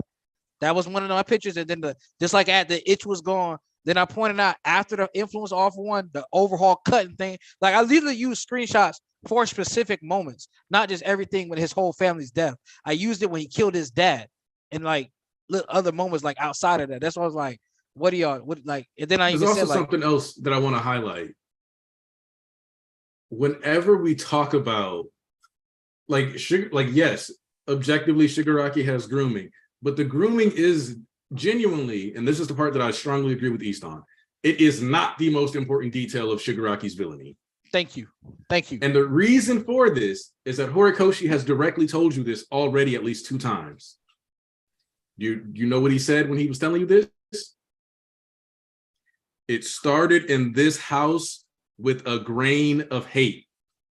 It started in this house. He's telling you directly. That house. It starts in that house before the grooming. It starts there.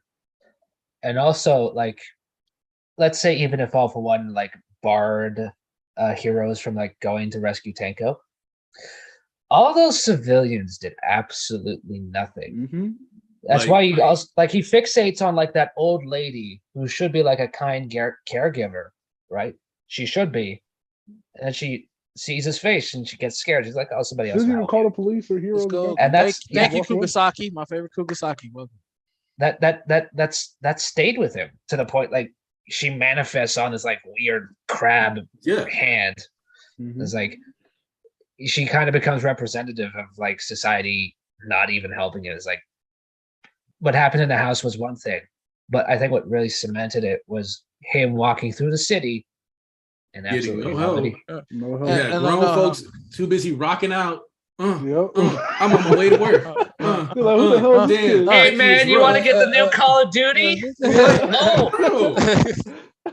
Hey bro, you get the new pack of Warzone? I'm down for DMC later. Stupid. Like all these folks was just like, damn, that's crazy. Let me twerk on my way to work.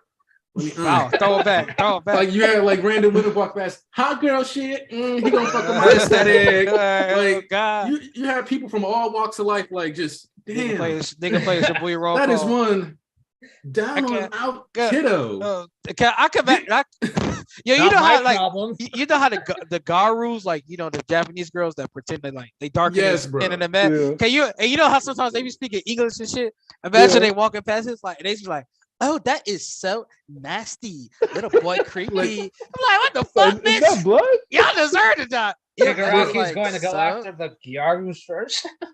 Oh God! Like, bro, dude, and that's why he kept going after Miracle. That's crazy. Somebody took a selfie with this strange kid. He looking rough. Like got blood on his hands. I don't know what he was up to, but it's crazy. Like there's somebody with a TikTok doing a TikTok dance, mirroring like Shigaraki's struggles as he was walking down the street. Like you'll notice this chapter, 2 villains who came back and decided to try to be heroes again, right? because like they encountered somebody who actually bothered to help them, which is Deku. Yes, sir. They come back and they not only repay the favor, they do it because they secretly want to be heroes. And let's even expound upon that further. Gentle and Brava found somebody who wanted to support them in each other for who they were. So even though they didn't have that opportunity to be a hero yet, they still at least had like a non-selfish reason to keep going. Like there were parts of times where like Gentle was doing his uploads where he was discouraged. And Brava kept pushing him forward because she supported and loved him so much. And so like they had an actual connection. Even Spinner now, like Spinner before he like kind of like lost his brain, he was still in the league, but he hit that juncture where he was like, really, I'm just here to look out for my friend. I'm just riding for my friend. That's what I'm here for. I want to make sure Shigaraki's okay. That's what matters to me. So that's my thing too. And like Volk. So I want to bring up one of my favorite series, Volk. That's why I brought Jiron in here. Jigan, right? And multiple instances in Jigan, there's like 2 arcs, like 3 arcs, but like one of them involves the same character in 2 of them. But it's like one of these characters, they enact their revenge on somebody that caused them harm, right, Giorno? You want to speak on that? Whatever. And is Giorno here? Yeah, say that one more time. You remember the boys, the Butterfly Boys? Man, don't remind me, man. I'm still in pain over that. Yeah, so they had shitty lives. I don't want to spoil everything. Basically, they had shitty lives for no exact reason, and they got bullied and tormented, and their lives went to absolute, hell and depression, even into adulthood, the ramifications. So when the powers and crazy shit started happening in Jagan, they enacted their revenge on everybody that got at them, right? So even at the end of their arc, real life spoilers, like what happens when their conclusion, that was like, listen, they actually confronted the MC, the dark hero, and it was like, all right, so what about us, nigga, and everything we've been through is that this is like, I understand y'all dreams and you know what y'all stand for, but you know what you did was wrong. He was like, I really like the answer you gave, but it's already too late for me at this point. I've committed what I've done, but I appreciate your existence and you existing. And even with the rival character in Jagan, it's like them niggas like, okay, bet I'll be very light on spoilers. Even with rival characters in Jagan, it was like he tested that nigga multiple times, like we are the same, but we're not the same. And when and then in that character's death, he was like, yo, listen, he was actually like, yo, I still fuck with you, but we enemies. But I see what you're doing. You the nigga to do it, and that's what I need for Shigaraki. Like you said, bro. Like even as like he's like the tickle shit's like, okay, he reject on his hands, and Deku goes inside, reaches out. It's like I acknowledge that, I respect that, but I've already gone this far because honestly, what can you do that help me change my entire life? That I understand, I've already caused this much pain, this much damage, and at the end of the day, too, the League of Villains still exists. These are still my allies and friends. So we can't just eradicate Shigaraki without even acknowledging, and then bringing Tinko to the forefront without even acknowledging, these are my niggas. I didn't even get a final panel with us going into the final battle together.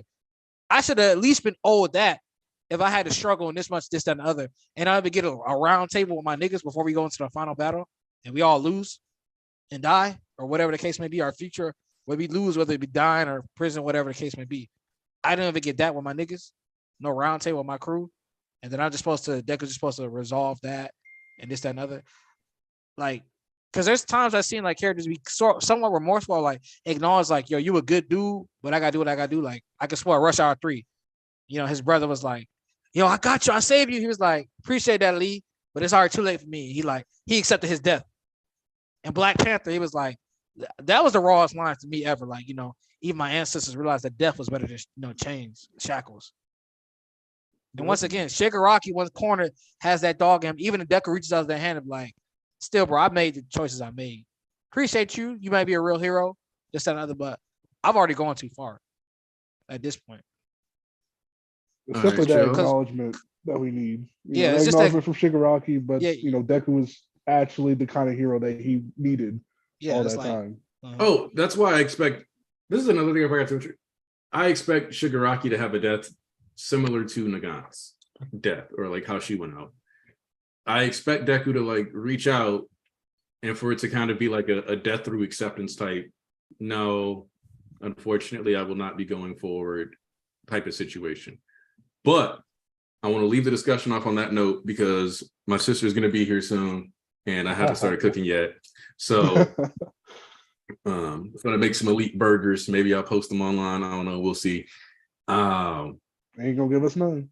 Hey, tell you what, if we raise enough money for me to bankroll a bunch of people to come to an event and have all the food supplies for an in-person Church of MHA, I will then make everyone burgers. But I'm not rich, so that's probably not happening. Yeah, I heard that. If you want that to happen, I don't know, maybe post those lawyer key clips all over the internet or something and try to get us viral so we can get a bunch of money. But otherwise, yeah, that ain't happening. I'm sorry. Not because I don't want to feed you, but because we're just too far apart. Damn, spoken like a true lawyer. You better call Anarchy. Better call Key. Goddamn. Fuck. All right, Jorno, let's get your final thoughts. Oh man, dope chapter this week. I think it's hilarious that the past 4 chapters, I keep seeing people say this is the best chapter we've gotten in a long time. So clearly we're on a good ass stretch right now. So hope Hori keeps it coming, but at the same time, get some rest if he needs it. Thanks for having me on. Hey, I'm glad to have you here. Bulk? It's been such a treat. Like, do you see what happens when the real bad guy comes back? Do you see what that does for the show, for the story? As just it's been I think ever since ever since Spinner woke up Kirakumo, whatever his name is now. Ever since he woke him up, it's just been a fantastic stretch. And and this chapter, such amazing redemption for all 3 of these characters that came back. Like there was the Brava versus Skeptic hacking match that people were speculating about. That happened, and that was executed perfectly. Then Gentle comes, and he like we were all predicting, he comes and does a giant trampoline to give La Brava the time to like put in some new systems to keep it afloat. That was epic. And then finally, Nagant at the end when she, oh man, it's just like it's all of them coming back and really coming full circle and proving, like the chapter says at the end, the story of how we all became heroes. And that's why that's really what's going to make Deku the greatest, is that he does inspire people to rise to his level. And it's interesting that you guys mentioned the fact that there was no real roundtable before we headed into this war arc, and I think that was very intentional. I think there is a last stretch that is going to come, and I know Horikoshi keeps saying that he wants to end it. I think it's going to be a little while yet. I think there's a chance we even stretch past JJK's ending, because Gege has also said, and he's been pretty on the mark with his estimates. Gege. I'm also going to be honest and say that JJK is an easier wrap up than MHA. Oh yeah, easier. Like, I think the difference is JJK is very plot focused, whereas MHA is more character focused, and that naturally just like requires a lot more time. So don't be surprised if JJK ends a few months before MHA. I think MHA is going to end first, but who knows? Who knows, man? Excellent chapter. I can't wait for next week. I just hope Horikoshi is in healthy enough of a state to keep delivering us the goods. Mm-hmm. All right, Archbishop East, take us home. All right, let's go ahead and speed this up since Anaki's on a time limit. What I like to say is, first of all, thank y'all for a discussion. You see what happens when I respect niggas like Volk. So I reached out to him, gave him time of day. See, it's okay if you disagree. That's fucking life. You know what I'm saying? No, I'm not no fucking like dickhead. You disagree with me, then I'm out. So like, that's not how it works. And shout out to you, Kendra, too. But it's like, niggas, let's stop doing the whole guilty until proven innocent act. See how niggas reached that, overreacted on my fucking tweet. So it was like if y'all just read what I actually said, and then I don't know how you misunderstood, but you just read the first part and then jumped out of all conclusions and went crazy. No, but Kendra and Volk disagree with this, but then like that's what we had discussion about it. That's why I said come to me on stream, don't come to me on Twitter, because I don't be on there enough to type to 1,000 different niggas. So on the point that I think like Shigaraki can be essentially you can acknowledge it being saved this and the other, and like even it can reach out this and the other, but I think it's we all agree it's too late at the end of the day. You know what I'm saying? You have to want to change too at the same time. It's like even acknowledge that like, well, things could have been different. It's not like I can go back and absolve all my crimes. I'm going to sit in prison for the rest of my life. And I don't think that's the route Shigaraki wants to go because he's never been that type of docile punk. You know what I'm saying? He's always been that nigga. And he's the main villain. I would like some form of like, you know, my nigga getting something of worth and like going out, at least going out on his terms if he has to go out. But like you said, Volk, that round table, I know it'll come back, but that's what I'm saying. Like, I can't wait till the league is together again. Don't know what happened if it not. Maybe it happens in the afterlife for some of the characters. I don't know. And then like I'm like, okay. So I'm like, you know what I'm saying? Like, I like to see where it goes. But as far as the chapter is concerned, that shit was fucking gas, man. Woo, boy, I tell you what. I'm so fucking happy my niggas is back. Nagant shit, don't think too deep on it, bro. It's an anime. It's a manga. Niggas come back to life. Niggas like it's a fucking manga about niggas having superpowers and special abilities. Just let shit have fun. Especially if we at the end of the stretch and at the end of the road of this part of the series in its entirety. Why are you stressing over it? What does it really matter? Having think pieces and stressing yourself out and arguing niggas, is it really worth it? Or would you just rather have a good time? Because when this is over, this weekly experience won't be here anymore. We won't have these consistent church streams. It's time to spend together with you guys, is that other. And I know it's time that you guys have appreciated because you're regulars. You come back every week. And I appreciate you guys too.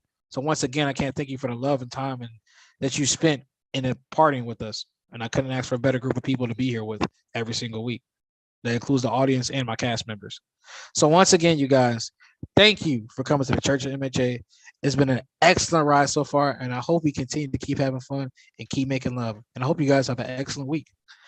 You're hell horrid. You dig?